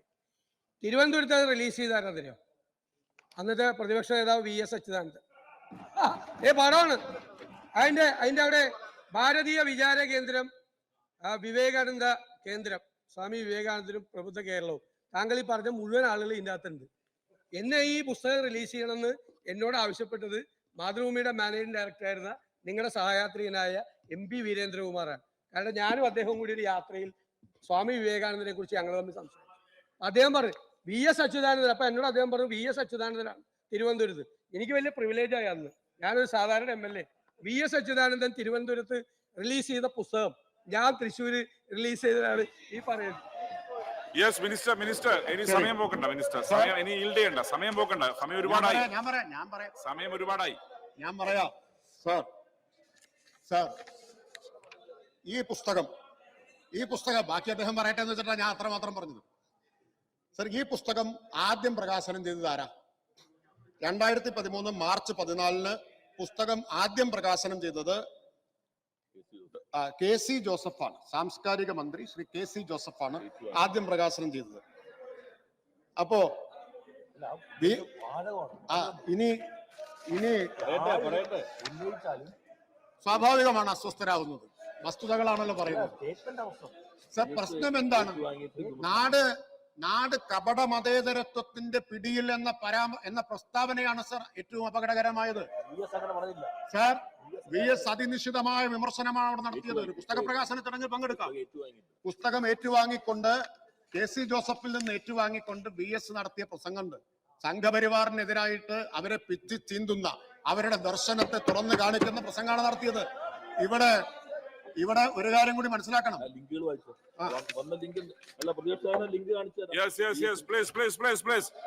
ബഹുമാനപ്പെട്ട മിനിസ്റ്റർ, VSന്റെ ഇംഗ്ലീഷ് സാർ ഇത് പ്ലീസ് അങ്ങ് അവര് സംസാരിക്കട്ടെ പ്ലീസ്. VSന്റെ പ്രസംഗത്തിന് തലക്കെട്ട് ഞാൻ പറയാം. VSന്റെ പ്രസംഗത്തിന്റെ തലക്കെട്ട് ഞാൻ പറയാം. RSS stands for portraying Swami Vivekananda as pioneer of Hindutva. പിന്നെ Achuthanandan takes a dig at RSS at its cultural forum. മനസ്സിലായോ? അവരുടെ പരിപാടിയിൽ പോയി അവരെ അതിനിശ്ചിതമായി വിമർശിച്ചു. New Indian express. 2, CPIM leader Achuthanandan takes a dig at RSS on Vivekananda. India TV news Malayalam വാർത്താ link. വിവേകാനന്ദനെ RSS ഹിന്ദുത്വത്തിൽ തളച്ചിടാൻ ശ്രമിക്കുന്നു VS. മനസ്സിലായോ? ബാലൻസിങ്ങിന് വേണ്ടിയിട്ട് പറയണമേ. ഞാൻ അതാ പറഞ്ഞത്. കപട മതേതരത്വത്തിന്റെ പിടിയിലാണ് എന്നല്ല VS പറഞ്ഞത്. അതാണ് വ്യത്യാസം. ഇനി ഇതിപ്പോ 2013 കാര്യമാണ്. 2006 2006 ഗോൾവാൾക്കർ ജന്മശതാബ്ദി ആഘോഷത്തോടനുബന്ധിച്ച് പറവൂർ മനക്കപ്പടി സ്കൂളിൽ വെച്ച് മതഭീകരവാദത്തെ പറ്റി നടന്ന അന്നത്തെ പരിപാടിയിൽ പങ്കെടുത്ത് ബഹുമാനപ്പെട്ട പ്രതിപക്ഷ നേതാവ്, ഇന്നത്തെ പ്രതിപക്ഷ നേതാവ് സംസാരിച്ചത്. സർ, നമുക്ക് ഒരു പുസ്തക പ്രകാശന ചടങ്ങ് പോലെയാണ് സംഘപരിവാർ മതഭീകരവാദത്തെ കുറിച്ച് പരിപാടി നടത്തുക, അതും ഗോൾവാൾക്കറുടെ ജന്മശതാബ്ദി. എന്താണ് സർ ഗോൾവാൾക്കർ പറഞ്ഞിട്ടുള്ളത്? എന്താണ് ഗോൾവാൾക്കർ പറഞ്ഞിട്ടുള്ളത്?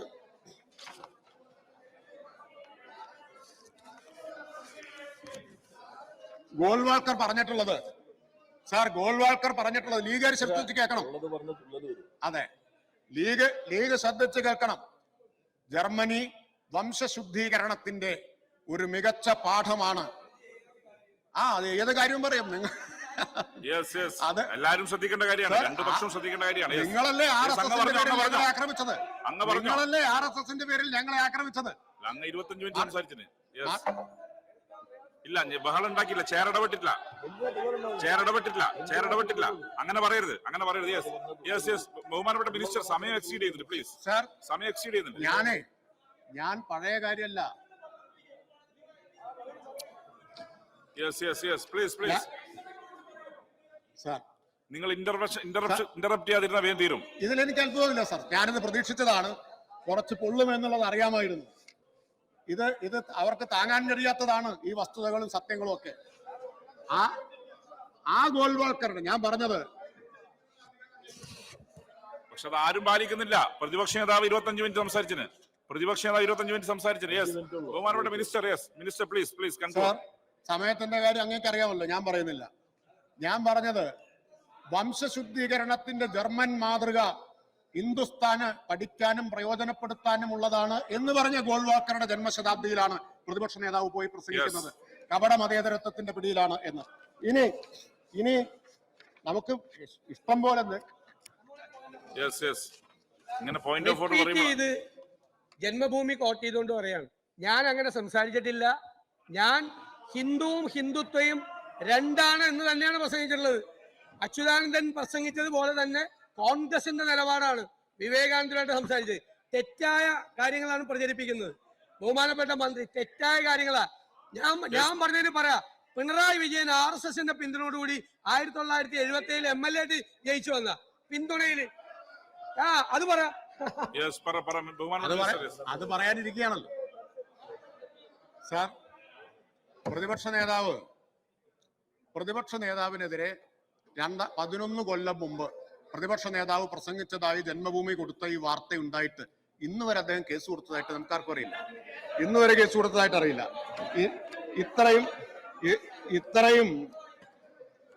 ഇത്രയും ഗുരുതരമായിട്ടുള്ള കാര്യം വന്നിട്ട് അദ്ദേഹത്തിന് ഒരു പരാതിയുമില്ല എന്നുള്ളത് വിചിത്രമാണ്. പിന്നെ മുഖ്യമന്ത്രി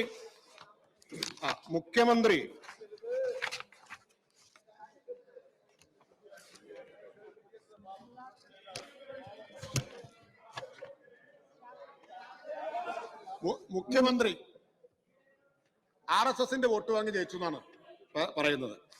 1977 അടിയന്തരാവസ്ഥയ്ക്ക് ശേഷം അടിയന്തരാവസ്ഥക്കെതിരായിട്ട് വലിയ മുന്നേറ്റമാണല്ലോ രാജ്യത്താകെ ഉയർന്നു വന്നത്.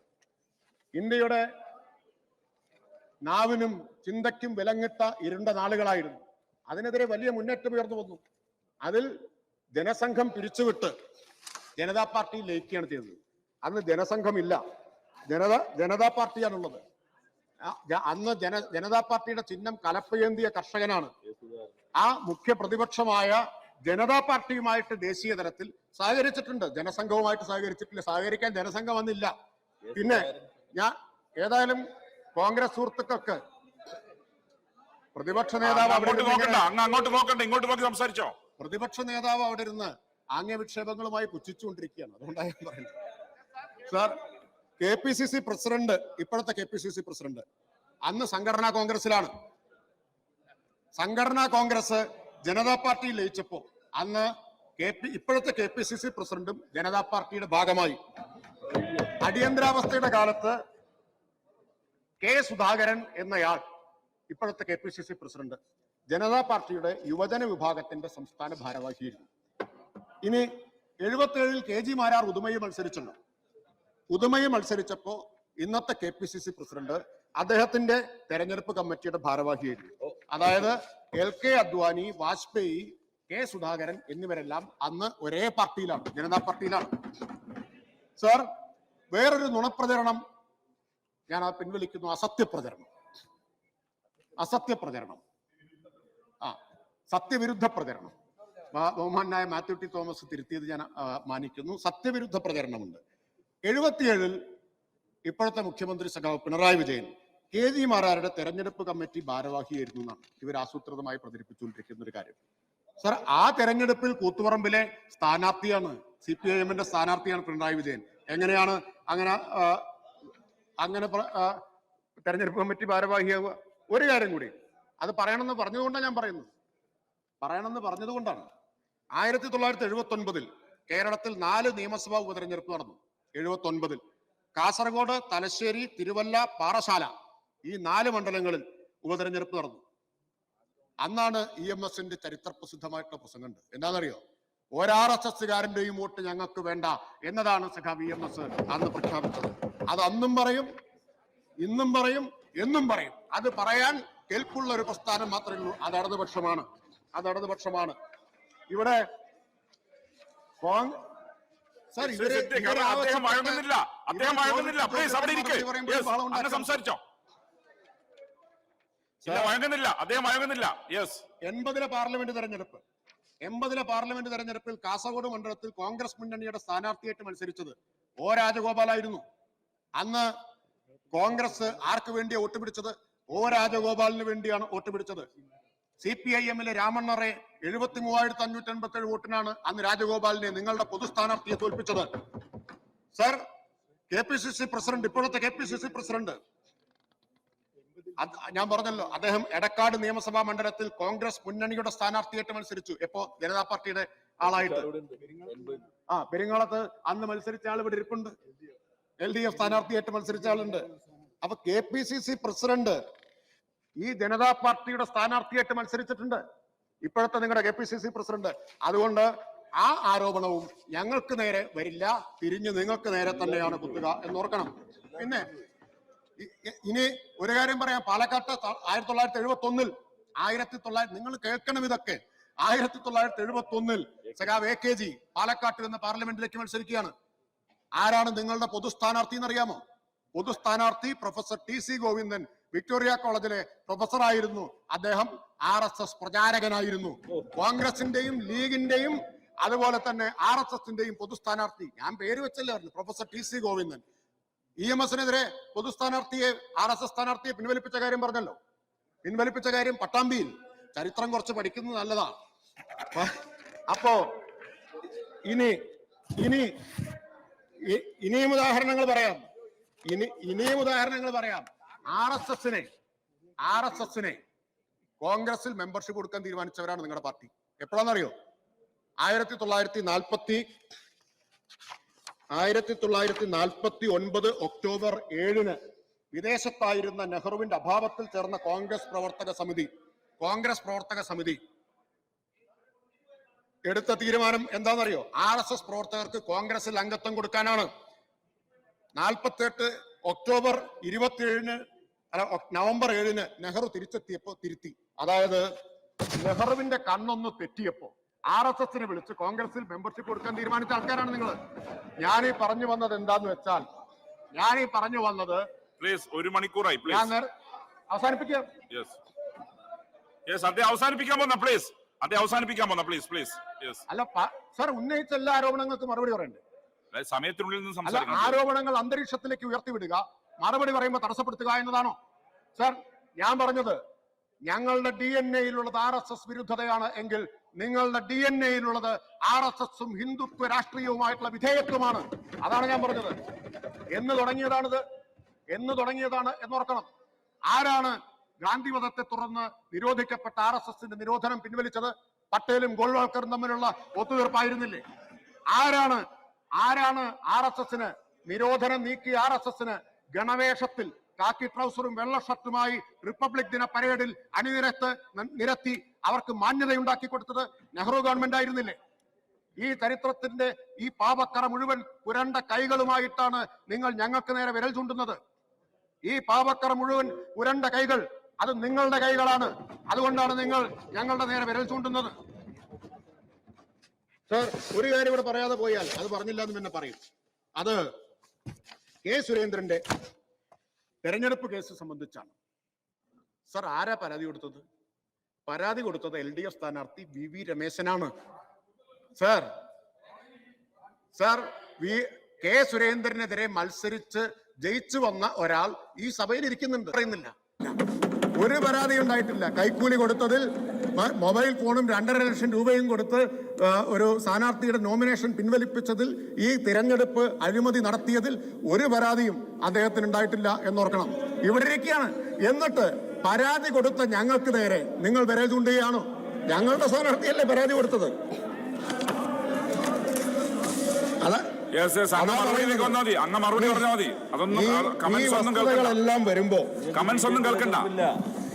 ഈ വസ്തുതകളെല്ലാം വരുമ്പോ നിങ്ങൾക്ക് ബഹളം ഉണ്ടാക്കുകയല്ലാതെ വേറൊരു മാർഗവുമില്ല.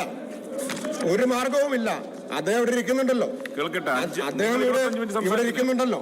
നിങ്ങൾ 25 മിനിറ്റ് സംസാരിച്ചു, 5 മിനിറ്റിന്. ഇന്ന് ഇത് വരുമെന്ന് അറിയുന്നത് കൊണ്ടാണെന്ന് എനിക്ക് അറിഞ്ഞുകൂടാ. അദ്ദേഹത്തെ കാണുന്നില്ല ഇവിടെ. സാർ, പിന്നെ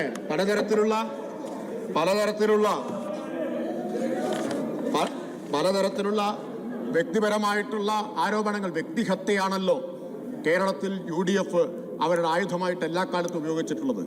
ആ വ്യക്തിഹത്യക്ക് ഇരയാവാത്തവരായിട്ടുള്ള ഇടതുപക്ഷ നേതാക്കൾ ചുരുക്കമാണ്. കഴിഞ്ഞ കുറെ കാലമായി നിങ്ങൾ നിരന്തരം വ്യക്തിഹത്യ നടത്തിക്കൊണ്ടിരിക്കുന്നത്, വേട്ടയാടിക്കൊണ്ടിരിക്കുന്നത് മുഖ്യമന്ത്രി പിണറായി വിജയനെയാണ്. ചിലർക്ക് ശ്രദ്ധ പിടിച്ചു പറ്റാനുള്ളൊരു മാർഗം അതാണ്. ചിലർക്ക് കാരണം മുഖ്യമന്ത്രിക്കെതിരെ പറഞ്ഞാൽ വാർത്ത കിട്ടും, പ്രാധാന്യം കിട്ടും.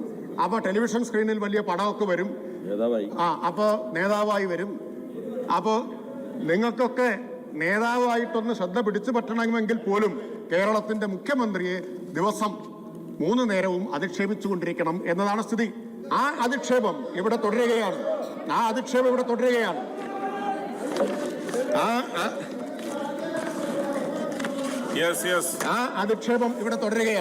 ഇത് എത്ര കാലമായി സർ തുടങ്ങിയിട്ട്? എത്ര കാലമായി നിങ്ങൾ ഈ പ്രചരണം തുടങ്ങിയിട്ട്? ഞാൻ ഇന്നലെ ഇവിടെ ഒരു പരാമർശം ഉണ്ടായല്ലോ, ഒരു പ്രാർത്ഥനയെക്കുറിച്ച് പറഞ്ഞല്ലോ, ഒരു പരാമർശമുണ്ടായി. നിങ്ങൾ നിയമത്തിന്, സത്യത്തിന്, വസ്തുതകൾക്ക് പുല്ലു വിലയെങ്കിലും കൽപ്പിക്കുന്നുണ്ടെങ്കിൽ നിങ്ങൾ ഈ പ്രചരണം അവസാനിപ്പിക്കണ്ടേ? SNC ലാവ്ലിൻ കേസിന്റെ പേരിൽ നിങ്ങളുടെ സംസ്ഥാന ഗവൺമെന്റ്, നിങ്ങളുടെ അധികാരത്തിലുള്ളപ്പോൾ സംസ്ഥാന ഗവൺമെന്റ്, നിങ്ങൾ അധികാരത്തിലിരുന്നപ്പോൾ ഉണ്ടായ കേന്ദ്ര സർക്കാർ, ഇവരെല്ലാം എന്തെല്ലാം നടത്തി? എന്നിട്ട് എന്തായി? അവസാനം ഹൈക്കോടതി പറഞ്ഞത്, വിചാരണ കോടതി വിചാരണയ്ക്ക് തന്നെ യോഗ്യമല്ല എന്ന് പറഞ്ഞ് തള്ളിക്കളഞ്ഞ കേസ്. ആ കേസിൽ ഹൈക്കോടതി പറഞ്ഞു, ഒന്ന് വായിക്കാം. A person having a modicum of law in his cranium cannot accept such an absurd proposition propounded by the prosecution, and the prosecution cannot be permitted to project such an absurd proposition in support of its case. Malayalam പറയാം. സ്വബുദ്ധിയിൽ നിയമത്തെപ്പറ്റി ലവലേശ ധാരണയെങ്കിലുമുള്ള ഒരു വ്യക്തിക്ക് prosecution മുന്നോട്ട് വെച്ച യുക്തിരഹിതമായ വാദങ്ങളെ അംഗീകരിക്കാൻ കഴിയില്ല. ആർക്കെതിരെ? പിണറായി വിജയനെതിരെ. ഈ കേസിന് ആധാരമായി ഇത്തരം യുക്തിരഹിതമായ വാദങ്ങളുമായി മുന്നോട്ട് പോകാൻ പ്രോസിക്യൂഷനെ അനുവദിക്കാൻ കഴിയില്ല എന്ന് പറഞ്ഞാൽ, സ്വബുദ്ധിയുള്ള ഒരാൾക്കും നിയമത്തെക്കുറിച്ച് പ്രാഥമിക ധാരണയെങ്കിലുമുള്ള ഒരാൾക്കും അംഗീകരിക്കാൻ പറ്റാത്ത വാദങ്ങളുമായിട്ടാണ് പ്രോസിക്യൂഷൻ വന്നത് എന്ന് പറഞ്ഞാണ് ചവറ്റുകൊട്ടയിലേക്ക് അത് വലിച്ചെറിഞ്ഞത്. ഇപ്പോഴും നിങ്ങൾ പറയുകയാണ്, നിങ്ങൾ ഇപ്പോഴും നിന്ന് എറിഞ്ഞുകൊണ്ടിരിക്കുകയാണ്. നിങ്ങളുടെ ഇവിടെ എനിക്ക് തോന്നുന്നു നന്ദകുമാറാണ് പറഞ്ഞത് എന്ന് തോന്നുന്നു, അടിയന്തരാവസ്ഥയിൽ അവർ ഒരുമിച്ച് ജയിലിൽ കടന്നതാണ്. ലോക്കപ്പിലിട്ട് മർദ്ദിച്ചപ്പോൾ നീ എന്താടാ വീഴാത്തത് എന്ന് പോലീസ് ചോദിച്ചത്രേ. അദ്ദേഹം മുഖ്യമന്ത്രിയുടെ കൂടെ ജയിലിൽ കടന്നാളാണ് അടിയന്തരാവസ്ഥയിൽ. അതുപോലെ ഇപ്പൊ പലരും ചോദിക്കുന്നത്, ഞങ്ങൾ ഈ 10-20 കൊല്ലമായി നിന്ന് എറിഞ്ഞു വീഴ്ത്താൻ നോക്കിയിട്ടും നീ എന്താണ് വീഴാത്തത് എന്നാണ് ചോദിക്കുന്നത്. അതിന്റെ ഗുട്ടൻസ് ഒക്കെ നമുക്കറിയാം. കാരണം ഇടതുപക്ഷത്തിന്റെ ചരിത്രത്തിൽ ആദ്യത്തെ തുടർ ഭരണത്തിന് കാരണക്കാരനായിട്ടുള്ള ഒരു മുഖ്യമന്ത്രി, ആ മുഖ്യമന്ത്രിയെ നിങ്ങൾ ടാർണിഷ് ചെയ്യാനുള്ള ശ്രമം നടത്തിയിട്ട് എത്ര കൊല്ലായി? ഒറ്റക്കാര്യം ആലോചിച്ച പോരെ, 1/4 നൂറ്റാണ്ടായിട്ട് നിങ്ങൾ ഈ ശ്രമം നടത്തിയിട്ട് വിജയിച്ചു. നടത്തിയിട്ട് വിജയിച്ചു. ഇപ്പം വലിയ സന്നാഹങ്ങളുണ്ട്. PR ഏജൻസിയെ കുറിച്ച് നേരത്തെ പറഞ്ഞല്ലോ. ഇവിടെ ഒരു PR ഏജൻസി ഉണ്ടല്ലോ. ആ PR ഏജൻസിയുടെ ഉടമയെ കൊണ്ടുവന്ന് KPCCയുടെ യോഗത്തിലിരുത്തി എന്ന് മാധ്യമങ്ങൾ റിപ്പോർട്ട് ചെയ്തില്ലേ? എന്ന് പറഞ്ഞാൽ PR ഏജൻസിക്കാരൻ പറഞ്ഞു തരുന്ന ബുദ്ധിയും കുബുദ്ധിയും ഉപയോഗിച്ച് പ്രവർത്തിക്കുന്നവരാണ് ഞങ്ങളെക്കുറിച്ച് പറയുന്നത്, PR ഏജൻസിയുടെ കാര്യം പറയുന്നത്. സ്വന്തം പാർട്ടിയുടെ യോഗത്തിൽ ആരാണ് ഈ PR ഏജൻസിക്കാരൻ? നേരത്തെ മറ്റു പലരുടെയും കൂടെ ഉണ്ടായിരുന്ന ആളാണ്. സ്വന്തം പാർട്ടിയുടെ യോഗത്തിൽ വിളിച്ചു വരുത്തിയിട്ടുള്ള ആളുകൾ 3 കോടി രൂപ കൊടുക്കുന്നു എന്നാണ് ഓരോ മാസവും. എവിടെ നിന്നാണ് ഈ പണം കൊടുക്കുന്നത്? ആരാണ് കൊടുക്കുന്നത്? ഏത് അക്കൗണ്ടിൽ നിന്നാണ് കനഗോലുവിന് നിങ്ങൾ ഈ പണം കൊടുക്കുന്നത്? ഇന്ത്യയിൽ ഏറ്റവും പ്രധാനപ്പെട്ട ഒരു ഏജൻസിയെ വിലക്കെടുത്ത് ആ ഏജൻസിയുടെ സന്നാഹത്തോടെ, മാധ്യമ സന്നാഹത്തോടുകൂടി ഇടതുപക്ഷത്തിനെതിരായി അസത്യ പ്രചാരണങ്ങളുടെ ബോംബ് വർഷം അനുനിമിഷം നടത്തിക്കൊണ്ടിരിക്കുന്ന നിങ്ങൾക്ക് ഇതിനെല്ലാം കിട്ടുന്ന പണം എവിടെ നിന്നാണ്? ജനങ്ങളോട് സമാധാനം പറയേണ്ടി വരും. നിങ്ങൾക്ക്. സർ, ഞാൻ അവസാനിപ്പിക്കാൻ പോവാണ്. എന്തെല്ലാം നുണകൾ ഉണ്ടായിട്ടുണ്ട് സർ. കോടതി പോയിട്ടില്ലേ? ഇവരുന്നയിച്ച ഒരുപാട് കാര്യങ്ങളില്ലേ? K-ഫോൺ എന്തായി സർ? ആ K-ഫോൺ കേസിലാണ് പ്രതിപക്ഷ നേതാവിന് പബ്ലിക് ഇൻട്രസ്റ്റോ പബ്ലിസിറ്റി ഇൻട്രസ്റ്റോ എന്ന ചോദ്യമുണ്ടായത്. AI ക്യാമറ എന്തെല്ലാമാണ് AI ക്യാമറയ്ക്കെതിരെ എത്ര സംഭ്രമജനകമായ കഥകളും പരമ്പരകളുമാണ് സൃഷ്ടിച്ചത്? എന്തെല്ലാം പ്രസ്താവനകളായിരുന്നു ഉണ്ടായിരുന്നത്? ആ പ്രസ്താവനകളുടെ കേസിന്റെ സ്ഥിതി എന്തായി സർ? തോട്ടപ്പള്ളി മണലെടുപ്പ് കേസ്, ബഹുമാന്യനായ മുൻ പ്രതിപക്ഷത്തിന്റെ ആവശ്യം, ഞാൻ പറയാം, പ്രതിപക്ഷത്തിന്റെ ആവശ്യം കരാറുകാർക്ക് പൈസ കൊടുക്കുന്നത് തടയണമെന്നായിരുന്നു. കോടതി കേട്ടില്ല, പണം നൽകാൻ അനുമതി നൽകി AI ക്യാമറയുടെ കാര്യത്തിൽ. ഇപ്പോഴും AI ക്യാമറ നിയമലംഘനം പിടിച്ചുകൊണ്ടിരിക്കുകയാണ്. അതുകൊണ്ട് നിയമലംഘനങ്ങളുടെ എണ്ണം കുറയ്ക്കാൻ കഴിഞ്ഞു. നാടിന് പ്രയോജനമുള്ള എല്ലാ കാര്യത്തിലും നിങ്ങൾ അപവാദ കഥകൾ കൊണ്ടുവന്ന് അതിനെ തടയാനും തകർക്കാനും അല്ലേ ശ്രമിച്ചിട്ടുള്ളത്? സാർ, തോട്ടപ്പള്ളി മണലെടുപ്പ് കേസ് ഹൈക്കോടതി തള്ളിക്കളഞ്ഞില്ലേ? CMDRF ലോകായുക്ത കേസ് തള്ളിക്കളഞ്ഞില്ലേ? CMRL കേസ് വിജിലൻസ് കോടതി തള്ളിക്കളഞ്ഞില്ലേ? കേസിന് പോയിട്ടുള്ള ആളുകൾക്ക് ഇവിടെ ഇരിപ്പുണ്ടല്ലോ. തൃശ്ശൂരിലൊരു കോളേജിൽ KSU കുറച്ചോട്ടിന് തോറ്റു. ഞാൻ ജയിപ്പിച്ചു പറഞ്ഞിട്ട് കേസിന് പോയി, കൂടുതൽ വോട്ടിന് തോറ്റു. അങ്ങനെയുള്ള ആളുകൾക്ക് ഇവിടെ ഇരിക്കുകയാണ്. സ്പ്രിംഗ്ലർ കേസ് എന്തൊരു കോലാഹലമായിരുന്നു. സ്പ്രിംഗ്ലർ ഓർക്കുന്നില്ലേ? എന്താണ് സ്പ്രിംഗ്ലറിന്റെ അനുഭവം? ഇവിടെ KT ജലീൽ ജീവനോടെ ഇരിക്കുകയാണ്. ഇവിടെ ഇരിക്കുകയാണ്. നിങ്ങൾ എന്തെല്ലാം പ്രചരണങ്ങൾ ഈ ജലീലിനെതിരായിട്ട് നടത്തി.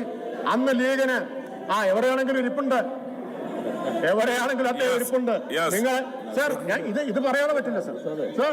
ഈ KT ജലീലിനെതിരായിട്ട് എന്തെല്ലാം പ്രചരണം നടത്തി. ജലീൽ ഖുറാന്റെ മറവിൽ, ഖുറാന്റെ ഉള്ളിൽ ഒളിപ്പിച്ച് സ്വർണം കടത്തിയവനാണ് എന്ന് പ്രചരിപ്പിച്ചപ്പോ നിങ്ങൾ ലീഗുകാരുടെ എല്ലാം വികാരം എവിടെയായിരുന്നു പോയിരുന്നത്? അപ്പൊ നിങ്ങൾക്ക് മലപ്പുറത്തെ കുറിച്ച് വേവലാതി ഉണ്ടായില്ലേ? അന്നും എന്തുറപ്പോടെ ജലീൽ പറഞ്ഞു, ആ വാക്ക് ഞാനിപ്പോഴും ഓർമ്മിക്കുകയാണ്, ഒരു അണുമണി തൂക്കം തെറ്റ് ചെയ്തിട്ടില്ല എന്ന് വിശ്വാസമുള്ളത് കൊണ്ട് എന്നെ ഒരു ചുക്കം ചെയ്യാനാവില്ല എന്ന് പ്രഖ്യാപിച്ച ജലീൽ ഒരു ചുക്കം ചെയ്യാൻ കഴിയാതെ അവിടെ ഇരിക്കുകയാണ്. നിങ്ങൾക്ക് ഒരു ചുക്കം ചെയ്യാൻ കഴിയാതെ അവിടെ ഇരിക്കുകയാണ്. നിങ്ങൾ ഖുറാനെ ആക്ഷേപിച്ചപ്പോ നിങ്ങൾ എവിടെയായിരുന്നു? ഈന്തപ്പഴത്തിന്റെ ഉള്ളിൽ സ്വർണം കടത്തി എന്ന് പ്രചരിപ്പിച്ചില്ലേ? എവിടെയായിരുന്നു നിങ്ങൾ? അന്ന് നിങ്ങൾ മലപ്പുറത്തിന് വേണ്ടിയോ ജലീലിന് വേണ്ടിയോ സമുദായത്തിന്റെ പേരിലോ ഒരു വാക്ക് നിങ്ങൾ ഉച്ചരിക്കാൻ തയ്യാറായിട്ടുണ്ടോ? എന്നിട്ട് ഇപ്പൊ സമുദായ പ്രേമവുമായിട്ട് കാപട്യവുമായിട്ട് ഇറങ്ങി വന്നിരിക്കുകയാണോ? ഇതൊന്നും ആളുകൾക്ക് മനസ്സിലാവില്ല എന്നാണോ കരുതുന്നത്? നിങ്ങൾ കുരുക്ക് മുറക്കിയില്ലേ സാർ? എത്രയോ ദിവസങ്ങളായി ടെലിവിഷൻ ചാനലുകളിൽ, പത്രമാധ്യമങ്ങളിൽ വലിയ തലക്കെട്ടുകൾ വന്നില്ലേ? ജലീലിന് കുരുക്ക് മുറുകുന്നു. സർ, കരുക്ക് മുറുക്കി നിങ്ങളെ പിന്തുണയ്ക്കുന്ന മാധ്യമങ്ങളുടെ കൈ തഴമ്പിച്ചില്ലേ? അതല്ലാതെ വല്ല പ്രയാസം ഉണ്ടായോ? ജലീൽ ഇപ്പോൾ ഇവിടെ ഇരിക്കുന്നതല്ലേ? സർ, എന്തെല്ലാം തെറ്റായ വാർത്തകളാണ് ഈ കഴിഞ്ഞ കാലത്തിടയിൽ വന്നിട്ടുള്ളത്. ബിരിയാണി ചെമ്പിന്റെ കഥ അങ്ങേക്ക് ഓർമ്മ ഉണ്ടാവുമല്ലോ. മുഖ്യമന്ത്രിയുടെ വീട്ടിലേക്ക് ബിരിയാണി ചെമ്പിൽ സ്വർണം കടത്തി എന്ന് മാത്രം പ്രചരിപ്പിക്കാനുള്ള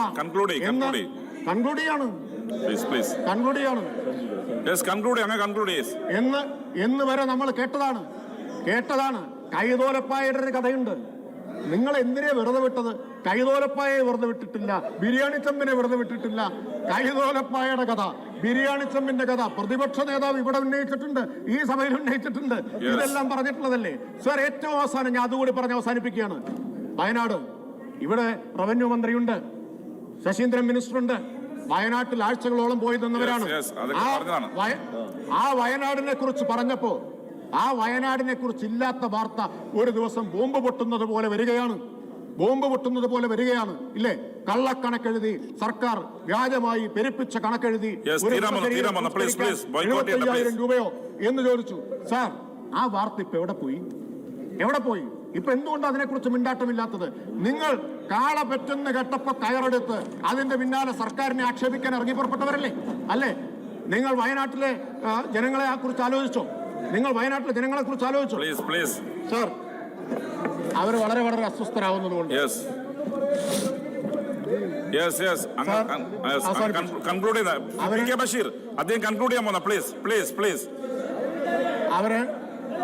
അവര് വളരെ അസ്വസ്ഥരായതുകൊണ്ടും അവരുടെ മാനസികാവസ്ഥ കണക്കിലെടുത്ത് ഞാൻ അവസാനിപ്പിക്കാം. സാർ, ഈ ഗവൺമെന്റ് ഇന്ത്യയിൽ ഒട്ടേറെ മേഖലകളിൽ ഒന്നാമതെത്തിയ ഗവൺമെന്റാണ്. ആ ഗവൺമെന്റിനെ ഏറ്റവും ഒടുവിൽ ease of doing business ranking കഴിഞ്ഞ ദിവസമാണ് അർബൻ ഗവേണൻസ് ഇൻഡെക്സ് 1ാം റാങ്ക് വന്നത്. നീതി ആയോഗിന്റെ സ്കൂൾ ക്വാളിറ്റി ഇൻഡെക്സ് 1ാം റാങ്ക്. സ്റ്റാർട്ടപ്പ് ഇക്കോസിസ്റ്റം ലോകത്തെ 4ാം റാങ്ക്, ഏഷ്യയിൽ 1ാം റാങ്ക്. ഞാൻ എല്ലാം പറയുന്നില്ല, അപ്പൊ കൂടുതൽ അസ്വസ്ഥരാവും. അപ്പോ ഇങ്ങനെ ഒരു 2 ഡസൻ നേട്ടങ്ങളെങ്കിലും ഈ ഗവൺമെന്റിന് പറയാൻ കഴിയും. ആ ഗവൺമെന്റിന്റെ ഈ നേട്ടങ്ങളെ വസ്തുതകൾ കൊണ്ട് നേരിടാൻ കഴിയാത്തത് കൊണ്ട് അപവാദങ്ങൾ കൊണ്ട് മൂടുകയാണ് സർ. അപവാദങ്ങൾ കൊണ്ട് മൂടുകയാണ്. സത്യവിരുദ്ധമായ പ്രചരണങ്ങളുടെ ഘോഷയാത്രയാണ് കേരളത്തിൽ കാണുന്നത്. നിങ്ങളെ പിന്തുണയ്ക്കുന്ന ഒരു വലിയ മാധ്യമ ശൃംഖല പുറത്തുണ്ട് എന്നതുകൊണ്ട് ആ മാധ്യമ ശൃംഖലയുടെ ബലത്തിൽ നിങ്ങൾക്ക് ഇടതുപക്ഷത്തെ കുഴിച്ചു മൂടാമെന്നാണ് വ്യാമോഹിക്കുന്നതെങ്കിൽ അത് നടക്കില്ല. നടക്കില്ല. ജമാഅത്തെ ഇസ്ലാമിയും SDPI മുതൽ സംഘപരിവാർ വരെയുള്ളവർ ഒരുമിച്ച് അണിനിരക്കുകയാണ്. ബംഗാളിൽ ഇടതുപക്ഷത്തിനെതിരെ അണിനിരന്നതുപോലെ ഞാനൊരു സന്തോഷ വാർത്ത കൂടി പറയാം. ഈ ജമാഅത്തെ ഇസ്ലാമിയും അതുപോലത്തെ തീവ്രവാദ ശക്തികളും എല്ലാം ചേർന്ന് എതിർത്തിട്ടും ജമ്മു കാശ്മീരിൽ സഖാവ് മുഹമ്മദ് യൂസഫ് തരിഗാമി തെരഞ്ഞെടുക്കപ്പെട്ടിരിക്കുകയാണ്. ഇന്ന് തെരഞ്ഞെടുക്കപ്പെട്ടിരിക്കുകയാണ്. മനസ്സിലായോ?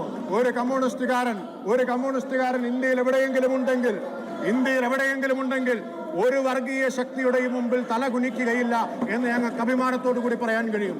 അത് സംഘപരിവാറാവട്ടെ, ജമാഅത്തെ ഇസ്ലാമി ആവട്ടെ, നിങ്ങളെല്ലാവരും കൂടി ഇവിടെ ഒരുമിച്ച് നിന്നാൽ, നിങ്ങൾക്ക് അതിന് ഒറ്റുകാരെ കിട്ടിയാൽ ആ ഒറ്റുകാരെ ഉപയോഗിച്ച് അവരെ മുന്നിൽ നിർത്തി ഞങ്ങൾക്കെതിരെ യുദ്ധം ചെയ്താലും സത്യം എന്ന ആയുധം ഉയർത്തിപ്പിടിച്ചുകൊണ്ട് ഞങ്ങൾ ഈ സത്യവിരുദ്ധമായ പ്രചരണങ്ങളുടെ ഈ നെടുങ്കോട്ടകളെ മുഴുവൻ തകർത്ത് ഇതിനെ അതിജീവിക്കുക തന്നെ ചെയ്യും എന്ന് മാത്രം പറഞ്ഞുകൊണ്ട് ആ ആത്മവിശ്വാസമാണ് ഇന്നലെ ഒളിച്ചോടാൻ ഇറങ്ങി പുറപ്പെട്ട നിങ്ങളെ പിടിച്ചു നിർത്തി ഇതെല്ലാം കേൾപ്പിച്ചത്. ആ ആത്മവിശ്വാസം കൊണ്ടാണ് എന്നുകൂടി പറഞ്ഞുകൊണ്ട് ഞാൻ അവസാനിപ്പിക്കും. ശ്രീ N. ശംസുദ്ദീൻ, അങ്ങയുടെ ഉപക്ഷേപം അങ്ങ് പ്രസ് ചെയ്യുന്നുണ്ടോ? ശ്രീ N. ശംസുദ്ദീൻ, അങ്ങയുടെ ഉപക്ഷേപം പ്രസ് ചെയ്യുന്നുണ്ടോ? യെസ്. ഉപക്ഷേപത്തെ അനുകൂലിക്കുന്നവർ എന്തിന് വാക്കൗട്ട് ചെയ്യാം? യെസ്. ഞാൻ അതിനു മുമ്പ് ഞങ്ങൾ വാക്കൗട്ട് ചെയ്യാണ്. ഞങ്ങൾക്ക് ചെയ്യാമല്ലോ ഏത് സമയത്തും.